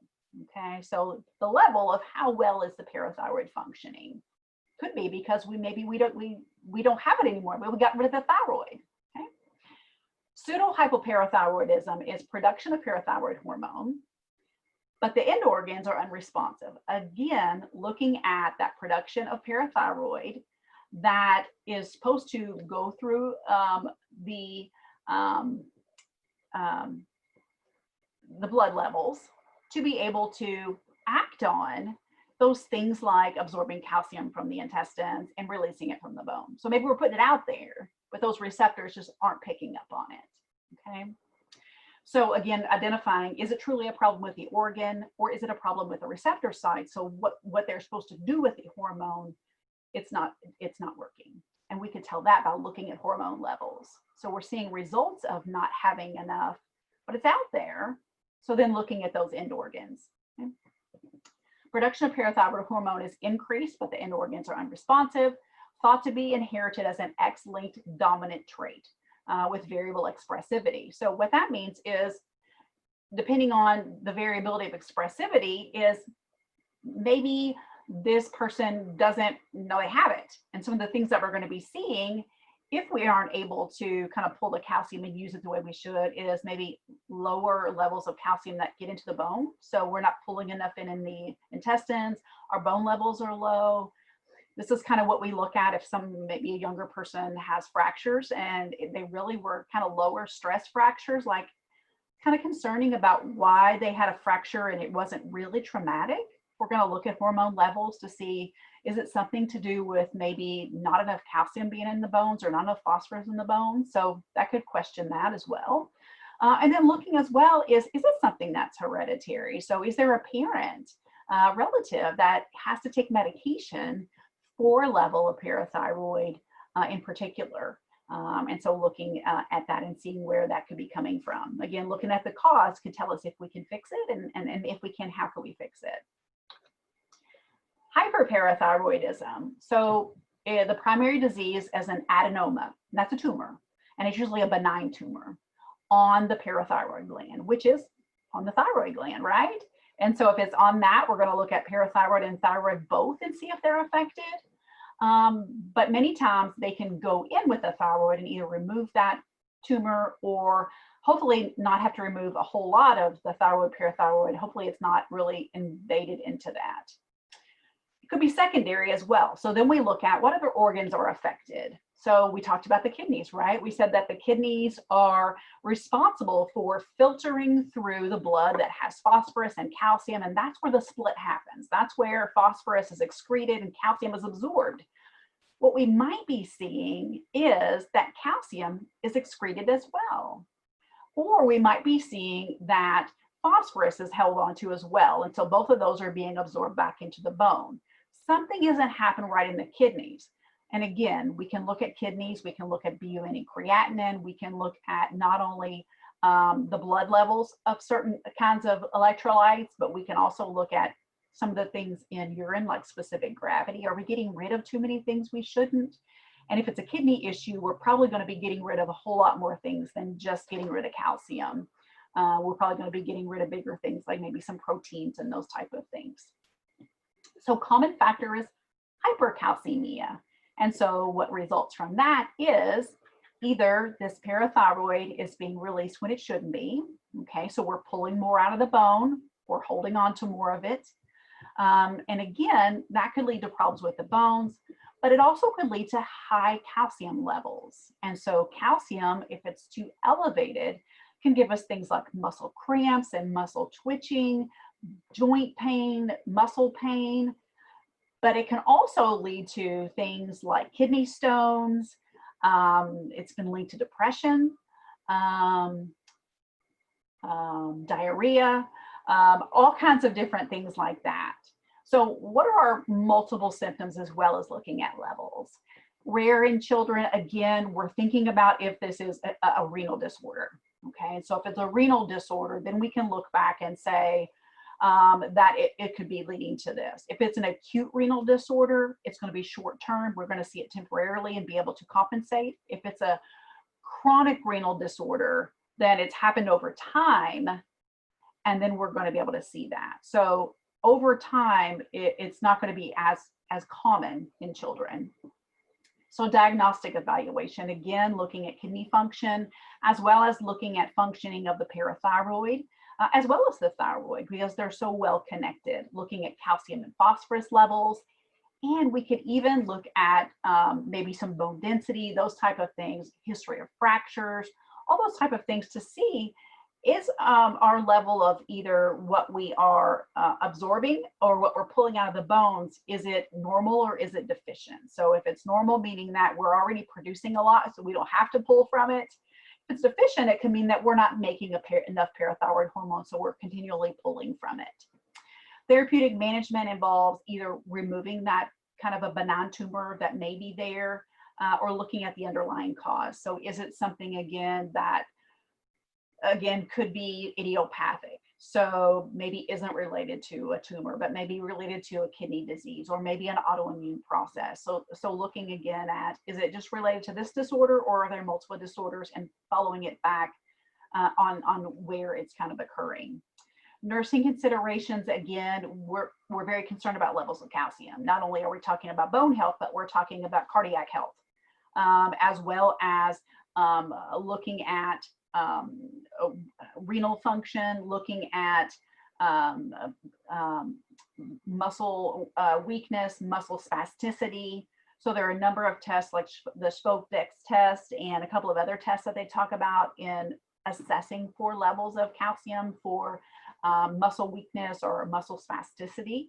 And we want to make sure we're monitoring calcium levels, because if we're deficient, then we could have problems with cardiac function. We are not able to have a regular, normal, good cardiac function, and we could see cardiac arrhythmias. But if we have too much as well, then it could be affecting not only our body's kidneys of processing, but it could also be affecting, what was I going to say? Again, things like kidney stones, constipation, all those types of things as well, that could be related to too much calcium. So I got a question here. We have a 13-year-old girl who's brought to the clinic with symptom complaints, emotional lability, restlessness, gradual weight loss, good appetite, a warm, moist skin, heat intolerance, fine hair. What do you think these are most significant or suggestive of? Hyperthyroidism. Hyperthyroidism. Yeah, kind of the thing that really kicked it off for me, of course, is the restlessness, but also talking about weight loss, despite the fact that she's got a good appetite. So she's taking it in, but she's using more of those calories and things as well. So yes, hyperthyroidism. All right. So then we can talk about disorders of the adrenal. And so the adrenal gland is those tent-like or triangle-shaped glands that are on top of the kidneys. And they have something to do with fluid balance, but that's not the only thing they do. We're sitting so closely to the kidneys. And they are regulated by what's called the adrenocorticotropic hormone. And so what that is it's the hormone that the pituitary puts out to activate the adrenal glands. So again, it's kind of got a three-step. It goes from the hypothalamus to the pituitary to the adrenal glands. So from the pituitary, we're excreting ACTH, or adrenocorticotropic hormone, and then it goes to the adrenal glands, and we have a couple of different categories of hormones. So they're really categorized as steroids and glucocorticoids, mineralocorticoids, and the sex steroids. And so a lot of literature I've read calls them salt, sugar, and sex. So glucocorticoids being kind of the sugar, the traditional kind of cortisol or stress hormone. Mineralocorticoids are fluid balance, and so really regulating kind of where salt moves, and where salt moves, water follows. So we'll talk about that. And then the sex hormones being things that stimulate sexual development as well as sexual interest. And so those are things like androgens, estrogens, progestins. Okay.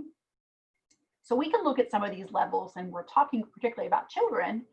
And so a lot of these levels can be regulated during times of growth and development. So when we need more of these things, whether we're talking about sexual maturation or developing sexual characteristics, or whether we're talking about periods of increased stress and body growth that we need more of glucocorticoids, these levels can increase and decrease, and should, based on our growth and development and our body's needs. So some of the times when these may be most evident are going to be times when we need those extra levels of hormones that are supposed to be really working to keep up with the demands of the body. So whether we're talking about, again, development of secondary or primary sexual characteristics, development of fluid retention. So talking about increased demands of fluid retention. Or when we're talking about periods of increased growth, where we need things like steroids and things to deal with increased physical stressors that our body are going through. Altered levels produce significant dysfunction. And so some of the disorders have to do with either one or multiple of these different types of steroids. Okay. So then we can look at those, the adrenal gland. We said they're like a triangle, and there's a center point that's called the adrenal medulla. And I think of M for medulla like middle. And so the adrenal medulla is in the middle, and then all the outside part, which is about 85% of the whole adrenal gland, is the adrenal cortex. So the adrenal medulla in the middle has to do with catecholamines, and those are like epinephrine, norepinephrine, and those regulate, again, having to do with our metabolic rate and the moving around of hormones, speeding up of metabolism, all those types of things that we need at different times, again, depending on different stressors. The catecholamines are the ones that primarily cause most of the dysfunction, because they are 85% of the adrenal glands. And so those are the ones that we've traditionally talked about, the glucocorticoids and the mineralocorticoids as well, okay, as well as the sex characteristic or the sex hormones. See, an acute adrenal cortical insufficiency, what that means is that adrenal corticotropic hormone that's supposed to come from the pituitary, it doesn't. And so we know if it's a problem with pituitary, it's affecting all the functions of the adrenal gland. So we're going to see deficiencies in all these types of hormones, right? So We're going to have problems with fluid balance. We're going to have problems with decreased stress hormone. And so we're more at risk of being hypoglycemic. We're more at risk of having a low heart rate. We're not going to meet the developmental milestones of sexual maturation, secondary and primary characteristics. So those type of things will be seen in conjunction with each other if we're talking about a deficiency of the pituitary, the adrenal corticotropic hormone, or this acute adrenal cortical insufficiency. So we'll see multiple types of symptoms. If it's acute, meaning that it comes on quickly. And so it's usually caused by something that is treatable, or it is comes on quickly and is able to be resolved. Let's say that. So factors could be a hemorrhage in the gland. Okay, so meaning that we are insufficient, we're not getting enough information from the pituitary. It's damage usually to the pituitary. And we said that the pituitary and the hypothalamus are in the midbrain. So if we're talking about increased intracranial pressure, head trauma, anything like that, it could cause a problem with the pituitary gland and being acute in nature. So if we decrease intracranial pressure, we can help to correct fluid balance or blood loss or those type of things. Then we can hopefully correct any problems having to do with the pituitary, kind of in that midbrain area. Other things could be infections, types of meningitis, abrupt withdrawal of cortisone. So again, we could be patients that are taking cortisone, and cortisone, we said, one of the things it does is it's a stress hormone. It regulates hormone levels. It regulates all of the hormone levels, as well as our body's response to physiological stressors. And so if we take away that cortisone, then our body isn't able to put out any of those hormones or decreasing amounts of those hormones. And that would come from a pituitary level. Failure to increase cortisone. So again, those hormones we said are regulated, and during times of illness, injury, infection, physiological stress, I might need more hormone, of any type of hormone, that I'm usually taking. So in this case, it could be that they're not getting it. I don't know, maybe they ran out of it. They didn't have enough money for it. They came into the hospital and we didn't know they were on it. So totally withdrawing it, or not having enough. So their body's under additional stress. They need more. And so we're going to look at the levels of how their body is functioning. And if we know they have an adrenal insufficiency or being treated for an adrenal disorder, we're going to look at the levels of stress hormones and how their body is responding to stress. They may need an increasing dose. And then diagnosis is based on, again, on their symptoms. So is it a disorder with just the adrenal gland or one type of hormone? Or is it based on, again, they already have some type of disorder and they're not getting enough medication, or they need more because their body demands it. So being able to determine, based on what else is going on with them, what could be causing it, again, head injury, then we can look at fixing it and returning to a normal state. So it being acute in nature. Chronic. Chronic is rare in kids. Again, chronic occurs over time. And so one of the things that we think about with acute is it can happen from things that happen suddenly. So whether it's illness, injury, trauma, those kind of things, and we can hopefully resolve those things. But chronic is very time oriented. And so even if we think about the child that gets an acute injury, and we say many times if it's an acute injury and it's not treated for a long time, then it can become a chronic. If an acute injury isn't treated and it's something to do with one of these adrenal hormones, they're not going to make it. So it's not going to be cumulative damage that's going to lead to chronic in a child. They need those increased metabolic demands, all those things that are going to need to be replaced with hormones. Okay?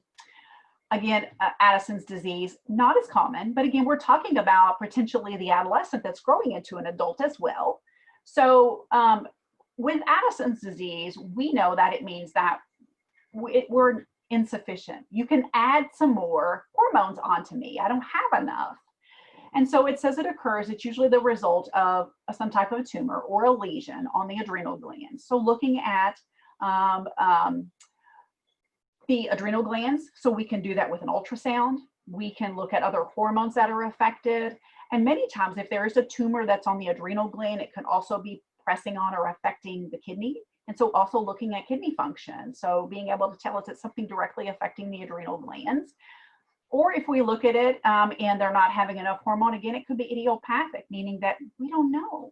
So it could be autoimmune. It could be related to familial problems that developed. They just don't, they can't pinpoint it down to one thing. And usually what that means is it needs to be treated with medication, replacement medication, because we can't go back to find the cause to fix it. So we need to replace the hormone that's missing. Symptoms appear gradually, and we don't get symptoms until 90% of the hormone is not present. So until 90% of the adrenal tissue is not functioning, we don't have symptoms. Okay, so it's really deficient at that point. Oh, let me back up a minute. I couldn't remember what kind of slides I put in here. So adrenal disease, or I'm sorry, Addison's disease. We're looking at two hormones. So we're looking at mineralocorticoids. We're looking at glucocorticoids. So mineralocorticoids have to do with aldosterone, right? And we said aldosterone or aldosterone is the bouncer of the kidneys. And so aldosterone kind of blocks the kidneys and says that we're going to hold on to salt and water. And we do that in response to that angiotensin-aldosterone system when our vascular volume's low. So it affects the amount of fluid that we're excreting. Different than diabetes insipidus, because this is having to do with the salt part, the sodium. So we're holding in the sodium and the water is following, it's staying with us. So we're having decreasing amounts of urine output. I'm sorry, if we have the Addison's disease, we don't have enough the aldosterone. So we're not able to hold on to the sodium and water. So what happens is we're losing the sodium, and due to that, water goes with it. So the urine, when we look at it, does not have that low osmolarity, that diluted urine like diabetes insipidus. It has normal osmolarity, normal concentration, because we're losing sodium and water. We're just losing more concentrations of it. So we're going to have different urine osmolarity, and we're also going to have different serum osmolarity looking in the body. Our sodium's going to be low, okay? Also with Addison's, we're talking about insufficient or low amounts of glucocorticoid. So cortisol, that's our stress hormone. We need that. So that's what kind of tells our body when we need that automatic kind of increase in things. We said that the thyroid gland controls metabolism and it's slower moving. So it's changes as far as growth and development and all those things. Cortisol is the stress hormone that acts very quickly. So even thinking about when a tiger jumps out and scares me and I get all this kind of sweaty and raised heart rate and all those kind of things, that's my adrenal gland, that's my cortisol level. And without that, we don't have that fight or flight. But what that means as well is I'm probably not going to have a tiger jump out at me, hopefully not.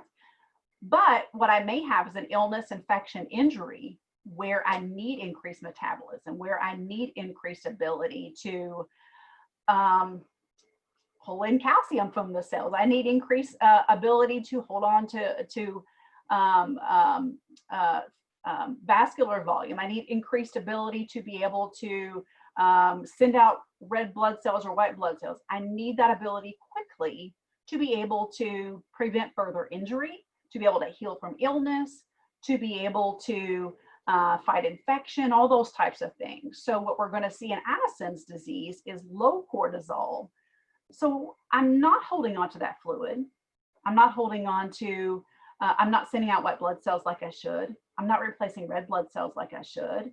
I may not be pulling in nutrients like I should. So we can imagine with this, if it's not treated, then it could really be fatal. And so with that, we're going to notice some of those changes that are happening, but cortisol levels, we're going to be able to, again, get to that 90% there pretty quickly if we're debilitated. So I may not notice it in my day-to-day life as much. Maybe I get sick a little more often or my blood sugar is low. But if I really get injured or sick or infection, we're going to notice it really quickly. Okay? Cushing syndrome is having to do with glucocorticoid. So just the glucocorticoid. And we have too much. Now there is a disorder that is too much of the mineralocorticoid, and that is called Conn's disease. And Ms. Mullenkamp talks a lot about that. So I'm going to leave that for her. She kind of goes in that talking about fluid and electrolyte. So I'm going to talk about Cushing's, and Cushing is too much glucocorticoid. And so we said that we need all of those things from cortisol to maintain my stress response, maintain my heart rate, maintain my even storage of fat. So my protective layer of fat around my organs and things. And maintain my glucose level. So if I need glucose, I can pull it from the liver. Or if I have too much glucose, I can pull insulin. I need to be able to do those things. We're overdoing things with Cushing's, particularly over producing stimulation when we don't need it. So I'll talk a little bit more about that. So we said that if we're ill or injured or have infection or something like that, we need to be releasing more of this cortisol. I need my heart rate to go up. I need to be diaphoretic. I need glucose to spill out and go into my muscles so I can run. But if I don't need it, then all of that is just excess that's in my vascular system with my kidneys trying to get rid of it. So with Cushing's disease, we're making a whole lot more of that when we don't need it. It's characteristic group of manifestations caused by excess circulating in the blood system, free cortisol, okay? In young children, again, it may be caused by a tumor. So a lot of these things that come on they're not born with, not congenital, many of them are caused by some sort of a developing tumor that begins to kind of press on an organ. And this may be an adrenal tumor that's pressing again on the adrenal gland. And tumors can either act one way. They could decrease suppression or they could cause oversuppression. In this case, we're talking about overexpression of cortisol, of the glucocorticoid. So it may be caused again by excessive or prolonged steroid therapy. So maybe I have Addison's disease and maybe I'm taking cortisol and maybe my dose isn't regulated. Maybe I skipped a dose, so I'm going to take a double dose. Maybe I haven't come back from my lab work, but I'm getting too much of it. We can also see kind of a Cushing type syndrome if I'm taking artificial steroids. So taking any type of performance enhancing steroids, those type of things can be very detrimental, can be very wearing on our heart and our kidneys and all those type of things. So maybe I'm not taking the right dose of medication. And it's reversible once the steroids are discontinued. Of course, we need to identify it early to prevent any type of complications or damage that can happen. Abrupt withdrawal of steroids may precipitate acute adrenal insufficiency. So again, if I'm taking the steroids, I need to take the right amount. I don't need to take too much. But then if I'm supposed to take them and I don't, then we're going to go the other angle. We're going to go back into Addison. So education, knowing about how much medication to take, when to take it, why it's important to take it at the same time and not to skip a dose. And if you do, don't double up. What to do if you're going to run out of medication. So you need to make sure you have medication. Don't go out of town and don't take your medicine. What to do if you can't afford your medicine before you run out. Importance of follow-up labs, importance of contacting a provider if you start to have symptoms of either over or decrease deficiency or an overexpression. And of course, I got to know what that feels like. What is that? And so we need to make sure that we give them good education as well as written information as well, so that they understand how important that compliance is, but also regulating how their body feels. We're talking about a child again, who are growing and developing, and their body needs more or less of things over different periods of time. Growth periods, slowing down of growth periods, all those type of things. So regulation is extremely important with follow-up, okay? Let me do one more and then we'll take a break. So Cushing's, again, some of our symptoms is, again, we're holding onto those fat stores. And what happens as well is, due to holding on to some of those fat stores, is that our skin starts to stretch. So we can see what are called striate, just a fancy name for stretch marks, a fancy name for stretch marks. We can see them on the abdomen, on the flank area in the back. We can see them on the thighs.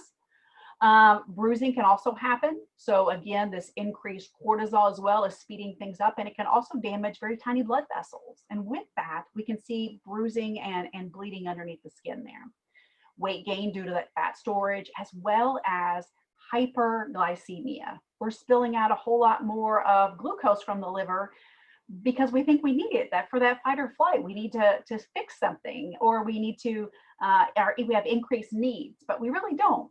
So we could have complications from hyperglycemia if this isn't treated appropriately. So thinking about all those types of things like damage to the kidneys and damage to the vascular system, all those things, if our Cushing's isn't managed.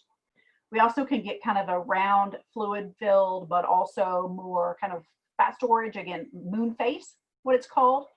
We can get some of these symptoms even if we're taking steroids for other reasons. So I mentioned performance enhancing steroids, but what I did mention was persons that are taking steroids for other types of conditions, autoimmune processes. So if I have Crohn's or ulcerative colitis, I may be taking medication to suppress autoimmune responses.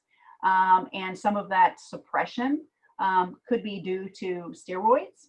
And that steroid decreases our immune response and our autosuppression. So maybe my Crohn's is getting a little bit better, but I'm seeing some of this moon face and those kind of things. That's why, in addition to all these other things that excess steroids do, we only use them temporarily if possible. Somebody could be taking it for COPD again, or for some type of respiratory chronic problem. Could be taking it, what was I going to say, for lupus, rheumatoid arthritis, those kind of things too. So using steroids sparingly for just short term. Excessive hair growth, again, over suppression of things. But what we're going to see too that we need to really think about is increased glucose, decreased immune response. So I'm more likely to get infections, and I'm more likely to have decreased wound healing because of that excess glucose that is causing those problems related to the vascular system. Okay. All right. Well, let's stop here. We're a little bit behind, so we'll stop here and take a break, and then we'll come back and kind of pick up here. Okay.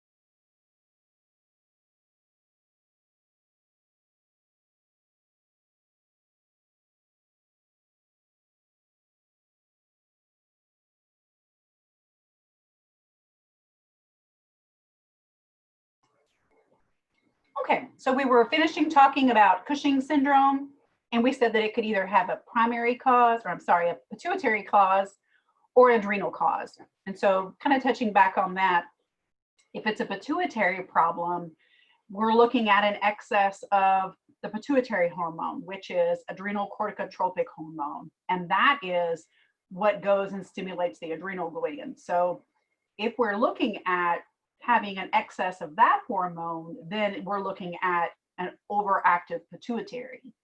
But if it is the adrenal gland that's having problems, then we're looking at a hypersecretion of glucocorticoids. So is it something to do with the adrenal gland? And like we said, in children, many times it is due to some type of a tumor. So if they can locate where the tumor's at, they can determine where the problem is located. So they'll look in, of course, they'll look on the receptor organ, and the pituitary hypothalamus is kind of in that midbrain, so they can look there as well. Sorry, I went to eat while we were gone. The ectopic cause. So what that means is that's many times the most prevalent cause in this case is an extra pituitary neoplasm. And so if it is a pituitary cause, like we said, it's some type of many times a benign growth or tumor that's located on the pituitary gland. An androgenic cause, and what that means is that is usually related to medications or treatment of some sort, and that's an administration of excessive steroids. And so we said we could see that Cushing type syndrome with too much steroid. And that could be that people are taking steroids inappropriately, or it could be that they're not taking the right dose for their particular needs. And then it could also be food dependent. And this is kind of bizarre, very rare in children. But a food dependent cause is where the adrenal response responds to an inappropriate ingestion or absorption of proteins and breaking down those proteins into polypeptides. So it could be a dietary stimulation that stimulates the pituitary, and then that overstimulates it to produce that ACTH that stimulates the adrenal gland.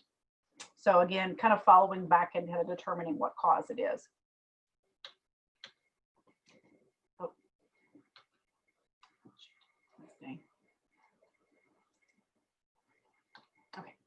So diagnostic evaluations are looking at Cushing's disease. So we can look at lab levels. So looking at cortisol levels, and we're also going to look at ACTH levels.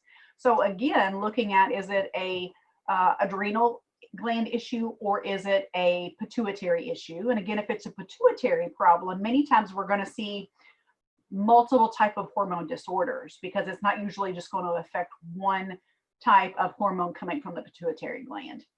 Looking at x-rays, again, we're going to be looking at things that could be pushing on or affecting, pressuring the midbrain. So again, looking for evaluations that could lead to growths or anything that could lead to determination of whether it is, again, looking at the upper causes of hypothalamus, pituitary, or adrenal problems.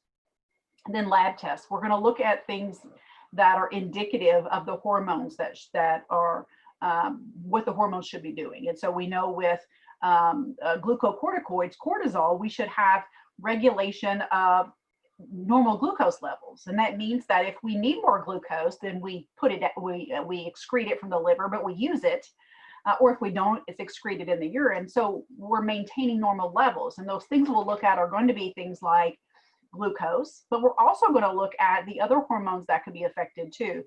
Because with Cushing's, we said that in response to cortisol, our body is releasing glucose, it's regulating fluid volume, it's doing a lot of different things because of that cortisol, not directly a hormone just for fluid balance, but cortisol can help with retention of fluid, fat stores, all those type of things. So we can look at our electrolytes. What proportion are those electrolytes in? Are they in normal limits? What does our 24-hour urine look like? So if we're looking at any type of electrolyte levels in the blood, and we suspect it may be something that is disturbing those levels, and it's not fluid, and not a fluid imbalance, we can look at the electrolytes in blood and urine. And if we're looking at urine for electrolytes, any kind of hormone really we're looking at, as well as anything else we're excreting, we want to look at over a 24-hour period. Hormones that are excreted and the working of cortisol is intermittent. So particularly with cortisol, it's most active at bedtime. So when we go to sleep at night. So if we just were to take a look at a urine sample from 8 a.m., our cortisol levels may not be increased, as well as anything else we're looking for that's excreted slowly like a hormone. So a 24-hour urine would need to be evaluated. And so again, if we're doing that in the hospital, we need to know how to collect that, or if we are asking the patient or family to do that, we give them the container and we tell them how to do that. Okay. All right. So let's move and talk about the pancreas. Now we know that insulin is a hormone, glucagon is a hormone, and they are excreted from the pancreas. They're not in direct control from the pituitary or the hypothalamus.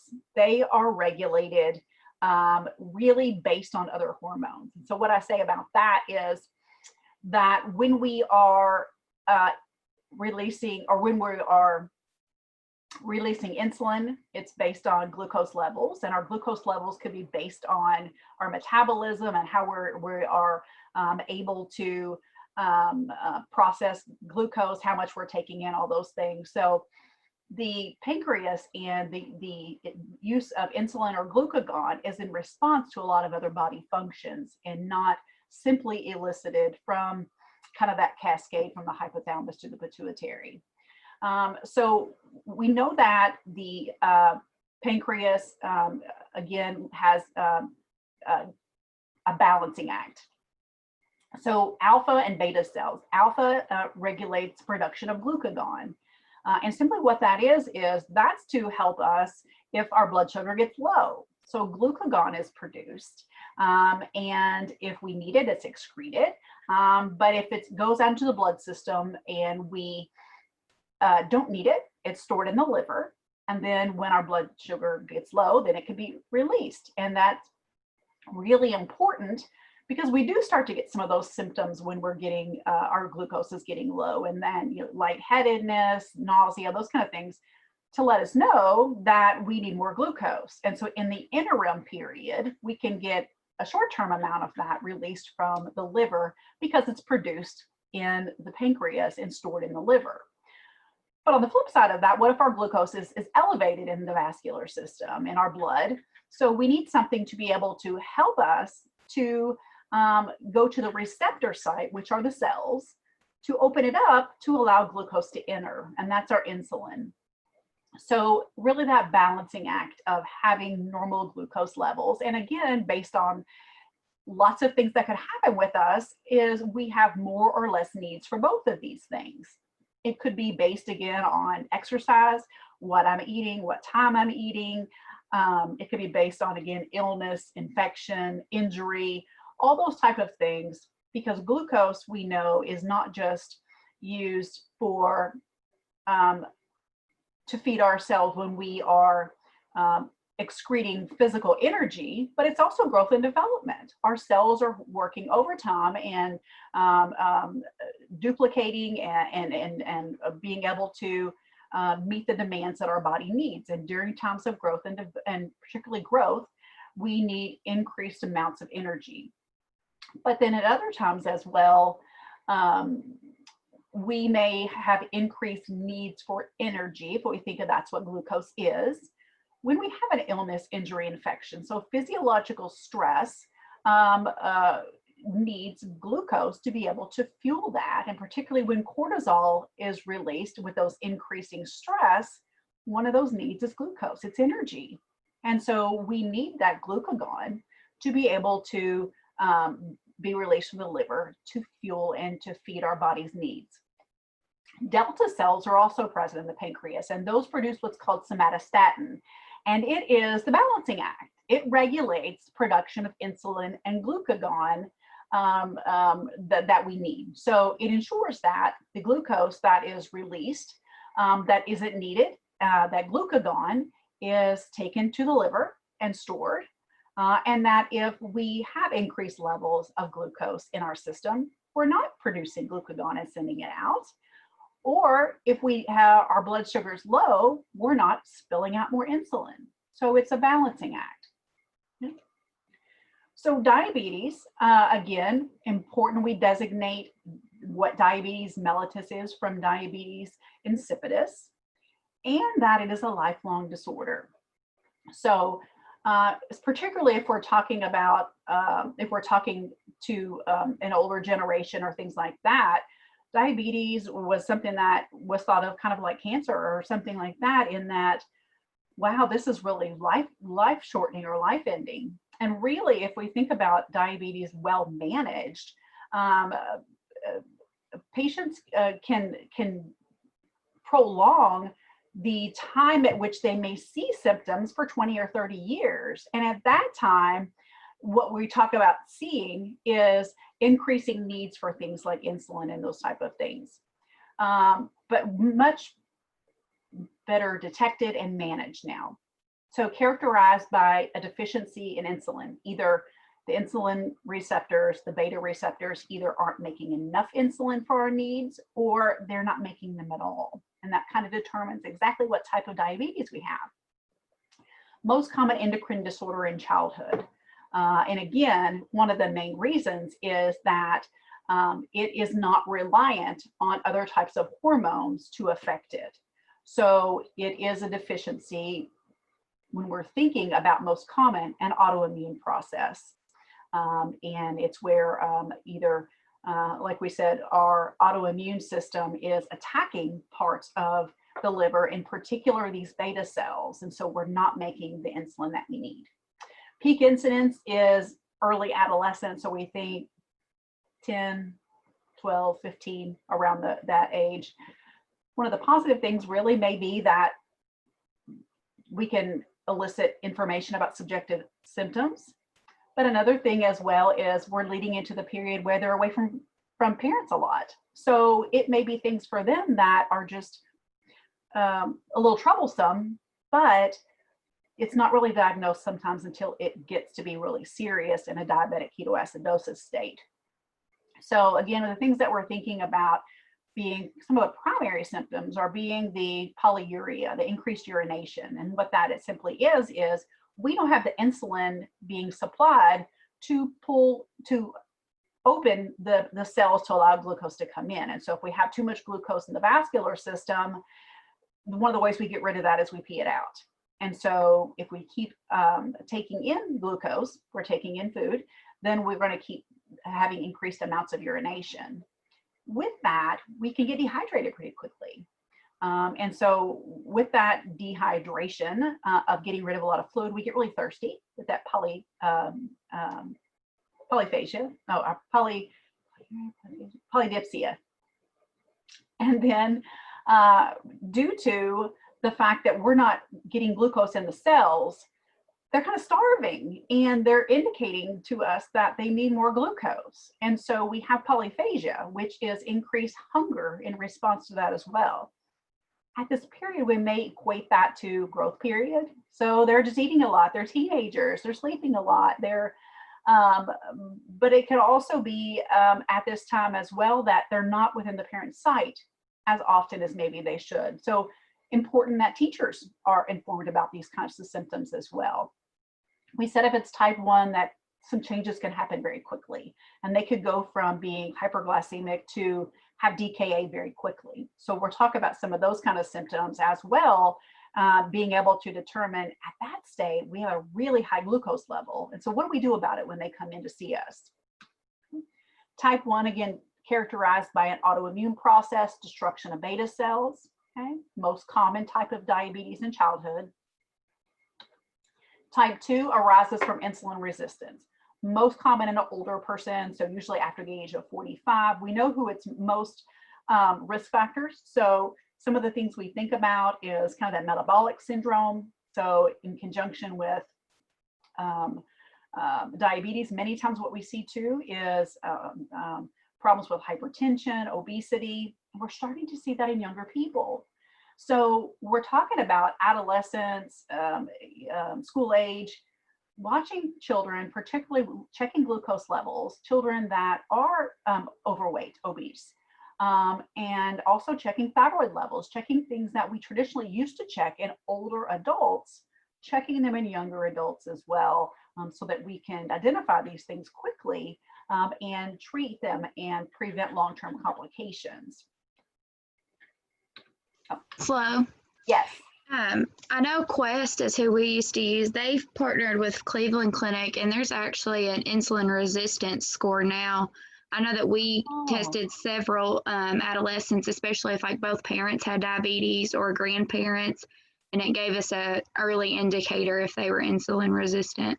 Wow. So before they even had a lot of problems and things. Yeah, like their glucose was normal and their A1C would still be normal, but they were showing like their insulin resistance scores on a scale of 0 to 100, and they may already be showing resistance. Wow, that's encouraging. Yeah, So definitely being able to intervene early. Yeah, send them to Barnstable Brown, and they have like an adolescent dietitian there to try to keep them from developing type 2 early. Wow, that's really great news. Yeah, that early identification, we said that's so important, but then we think about, well, how do we do that until it's already symptomatic? Yeah. So we talked about the pathophysiology. So not enough insulin, deficient insulin. The beta cells aren't either making enough insulin or they're not making insulin at all. They're not able to let glucose enter the cell. We get hyperglycemia, too much glucose in the blood. When glucose levels exceed the threshold of what's in the vascular system, when it is filtered through the kidneys to be processed, we excrete that glucose in the urine. So we can look for glucose in the urine and in the blood. Cells break down protein for conversion to glucose by the liver. So we have what's called glucogenesis. And so we are breaking down other things for fuel. And so we think about breaking down protein, breaking down fats. And what happens when we do that is we're getting other byproducts, and we're getting elevated levels of those byproducts. And so we can see problems as a result of those. Ketoacidosis happens when we don't have the glucose available to open the cells. And so basically the cells are starving. They need fuel for energy. So we're going to use something else for fuel, okay? Because we have to have to survive. So ketones are released. And the way ketones are released is we are using fat. That's our next most easily broken down thing to use for energy. So we're breaking down fat. And a byproduct of breaking down that fat is ketotic acid. And so from that, we get these ketones or ketonic acid, and it's excess ketones. So we usually break down fat, but not like we would be using for feeding the cells. And so we can see those ketones, those byproducts of fat that are broken down in the urine. So again, we can check for those in the urine if that's what we're using for fuel.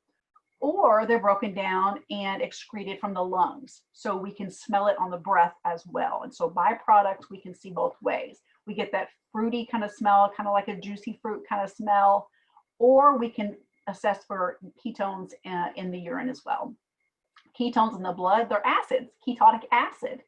And so they lower the pH, and we get that ketoacidosis. And so we know in response to that metabolic acidosis that we're going to need to try to get rid of some of that acid, okay? And again, we're trying to excrete some of it in the urine, and again, through the respiratory tract, we're trying to compensate. Our respiratory rate speeds up, and our respiratory pattern changes to try to get rid of that, as well as the kidneys may be working overtime trying to release more bicarbonate to try to balance that.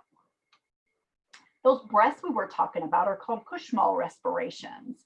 And it's a type of hyperventilation, or a deep breath that is has an extended expiratory level. So what we mean by that is we're trying to blow things off, right? We're trying to blow off that acid. So the expiratory, where we're getting rid of it, lasts longer than inspiratory. And not only, like we said, is it something that works to get rid of the acid, the ketotic acid, it's involuntary. So it's not like they're doing it on purpose. And so we start to see an irregular respiratory pattern, complaining of shortness of breath even as this continues, because as our levels are increasing, these Kushmal respirations, these deep respirations where we're blowing that off, increase in depth and rate as well. So DKA, diabetic ketoacidosis, is a medical emergency. So what's happening is we are holding on to all this glucose in the vascular system. So we check our blood glucose, it's very, very elevated. We're trying to get rid of some of it, so we're peeing it out. We can see that in our urine. And we don't have anything to feed the cells, so we're breaking down fats and we're making ketones. That's coming out in the urine as well, those ketone bodies. And it's coming out in the breath as we're trying to exhale that in the breath. And those processes are happening because we're going into a metabolic acidosis. And so due to that, we're going to see a pH shift into a more acidic, so a lower pH. And then also we're going to be able to see those metabolic changes. So changes in our bicarbonate level in response to trying to neutralize or kind of balance out this acid production that we're making. Long-term complications. So we know about that. We know that with untreated diabetes or poorly controlled diabetes, we're going to see micro and macrovascular changes. So thinking about everything from the blood vessels being damaged to the heart overworking, to increased respiratory pattern, to problems with the very tiny blood vessels. So particularly in our lowest extremities in our feet, where it has to go all the way down, those blood vessels are damaged. We can have poor circulation, skin breakdown, decreased immune response, all those types of things happening, as well as thinking about neuropathy, damage to the nerves, nephropathy, damage to the kidneys, and again, it being cumulative over time. So it can be due to poorly managed, and we know that management is multifactorial, and we really see it predominantly in patients with type 2.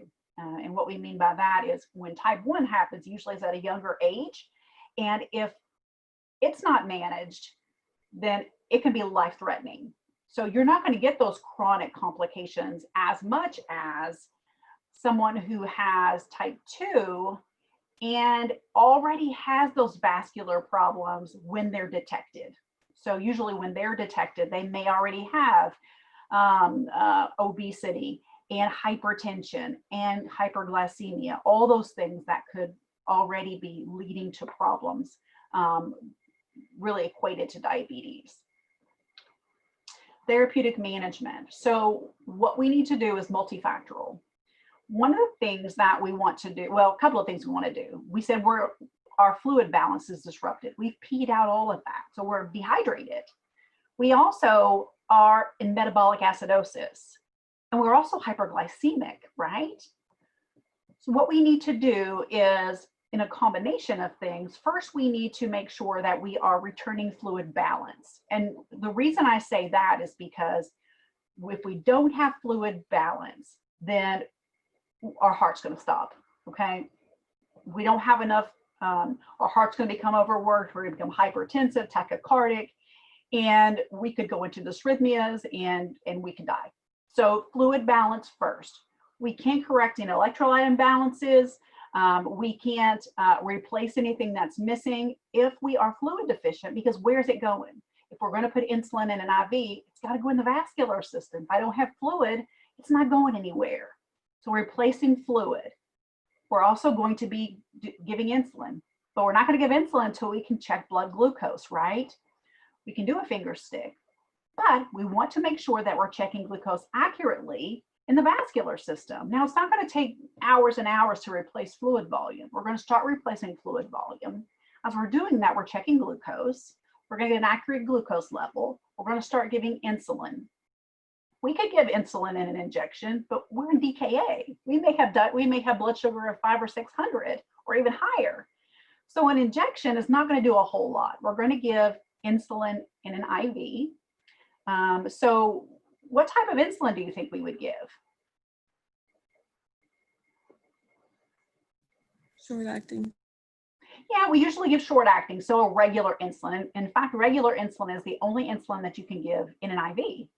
So we're going to give regular insulin, and that's going to be regulated too. And we think, well, that's great, but can't we give too much insulin? So monitoring is extremely important. And we think about, let me back up to fluid again. We want to give isotonic fluid. We want to fill up the vascular system, right? We don't want to be sending it other places and pulling from other places. We want the vascular system full because that fluid, we've peed it out. It's not gone into third spaces. So more than likely, we're going to use a normal saline, which is an isotonic fluid, to start filling up the vascular system. Then we're going to give normal saline at the same time.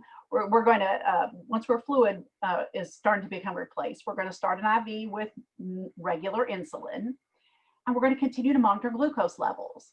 Many times we check glucose levels every 15 minutes. We're going to continue to check glucose levels, and when the glucose is becoming in normal range, we don't want to get too low. So when it starts to come into normal range, what we're going to do is we're going to actually give some glucose. And this sounds kind of crazy, but we don't want to stop the insulin because we're still in a problem with being able to, because we still are type 1, right? Or type 1 if we're talking about DKA.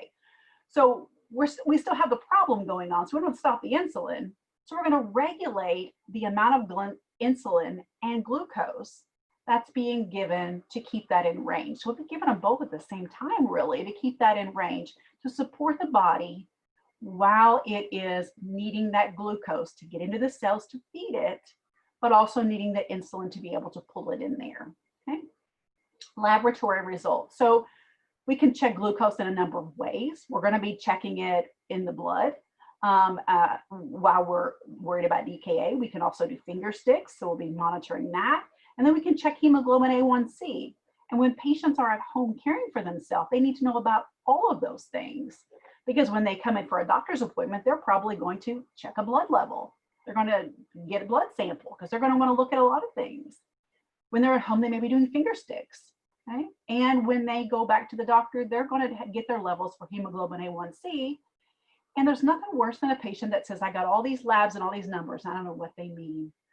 They need to know what those labs mean. If it's going to mean anything to them, they've got to know what they mean so that they can look at them and say they're knowledgeable about their disease process. We're going to be checking the urine for ketones. Now, we don't routinely test the urine for ketones. And what we mean by that is that there may be a small amount of ketones in urine, even if we're monitoring and we are replacing insulin with type 1 diabetes. If we're replacing insulin, it's not a perfect system. So there still may be some breaking down of fat.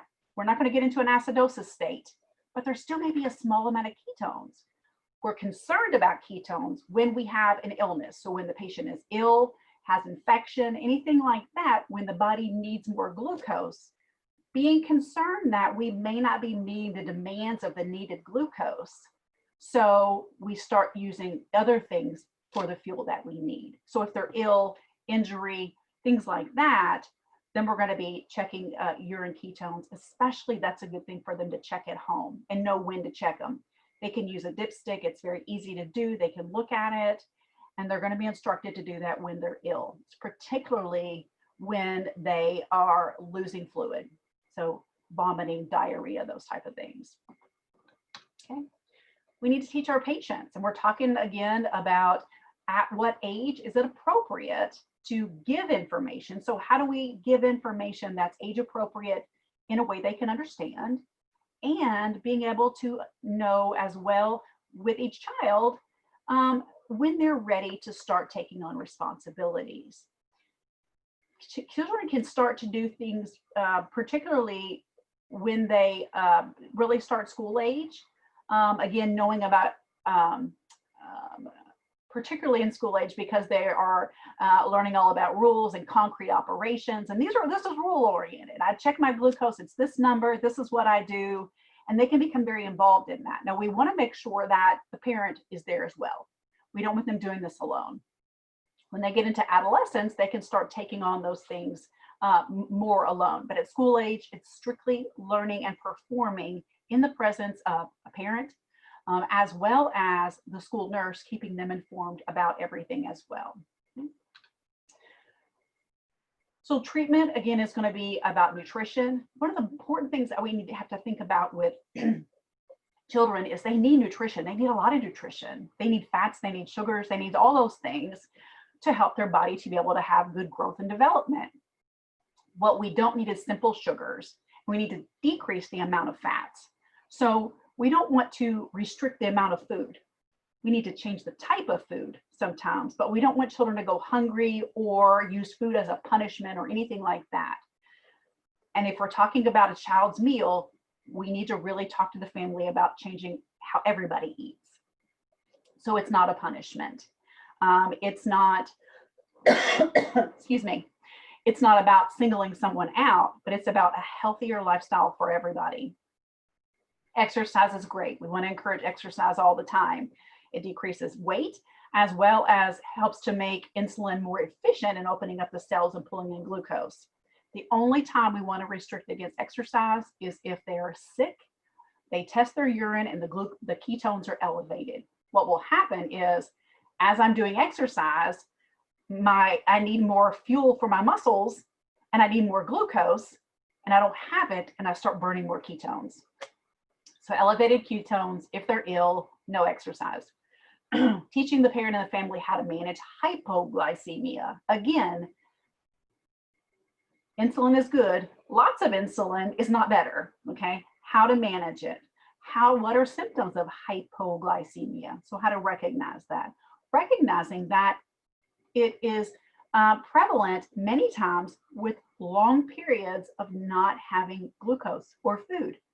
So checking at night, especially if we have a child who is starting on insulin and they are regulating dosages, or they're going through a growth period and dosages have been changed. Illness management, again, hydration, extremely important, as well as if they're losing fluids, they may be needing to check their ketones for glucose or checking the urine for glucose and ketones. But remembering that if I'm ill or injured or infection or things like that, doesn't mean I don't have to take my insulin because I haven't ate very much. What that means is I may have more needs for insulin. So always checking their glucose more frequently to determine the actions they need to take. And then management of DKA, and we talked about that. Insulin therapy. So again, talking about the disease, whether we're talking about a type 1 or type 2, whether we're talking about not making insulin or not making enough insulin, that's going to determine treatment. It's going to determine if they're insulin dependent, or if they are maybe able to adjust diet, exercise, and prolong the time before they have to be insulin dependent. Meal planning, again, as a family, as well as keeping informed with the school nurse about types of foods that would be good for them as a meal. Okay? Insulin therapy, types of insulin, when they're prescribed, how to check glucose, not to give insulin without checking glucose, at times when it may be low or high. So we're talking about at bedtime, we're talking about exercise, we're talking about illness, and not equating the food you've eaten, the amount of food you have eaten, with the amount of insulin you take. It's always based on your blood sugar you're checking. So just because they're not feeling well and not eating much, if they're sick or have an infection, they need to check their glucose to see if they need their insulin.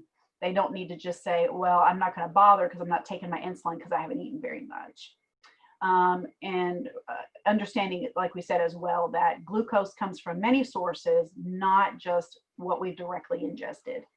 Insulin pump therapy. So again, particularly in type 1, they may be instituted on an insulin pump. And I'm not going to go into specific details about that, but particularly with an insulin pump, many times they are devices that could be attached with a belt around the waist, or the last one that I saw even was kind of a belt, a really thin belt around the waist, but it had a pad with a small needle, and it was attached to the buttocks. and that helped to regulate glucose. They had a monitor that they counted carbs and were able to adjust how much insulin it injected and those kind of things. So again, if they come to us in the hospital with an insulin pump, they're going to be very knowledgeable about that, making sure that we are assessing and that we know that they're on an insulin pump and that we report that to the physician.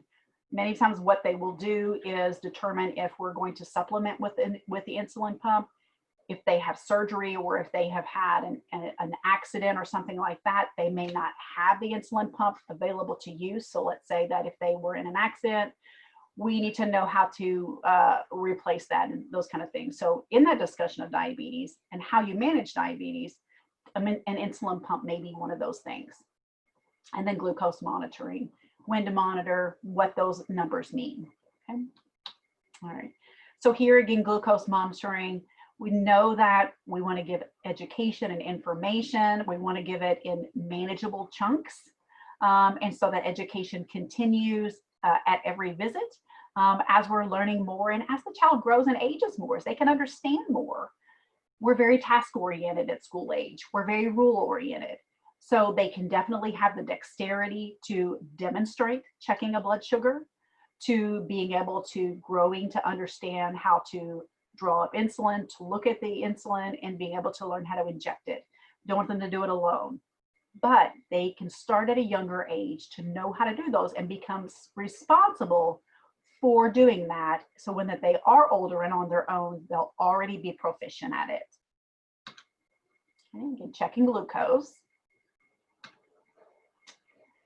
Again, recognition of kind of both sides, hypo and hyperglycemia and what to do about it. We want to make sure that they know to always carry some type of glucose with them.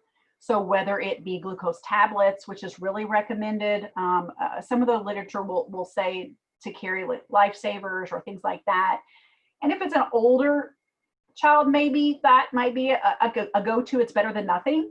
But we don't want a younger child to kind of fake symptoms to get candy, and we don't want to equate a disease process with food and things like that, or with treats. So it's best to have something that's measurable, again, some type of glucose tablet or a glucose gel or something like that. But in an emergency, having lifesavers or a sugar pack or something like that is a good supplement until they can get to something more substantial.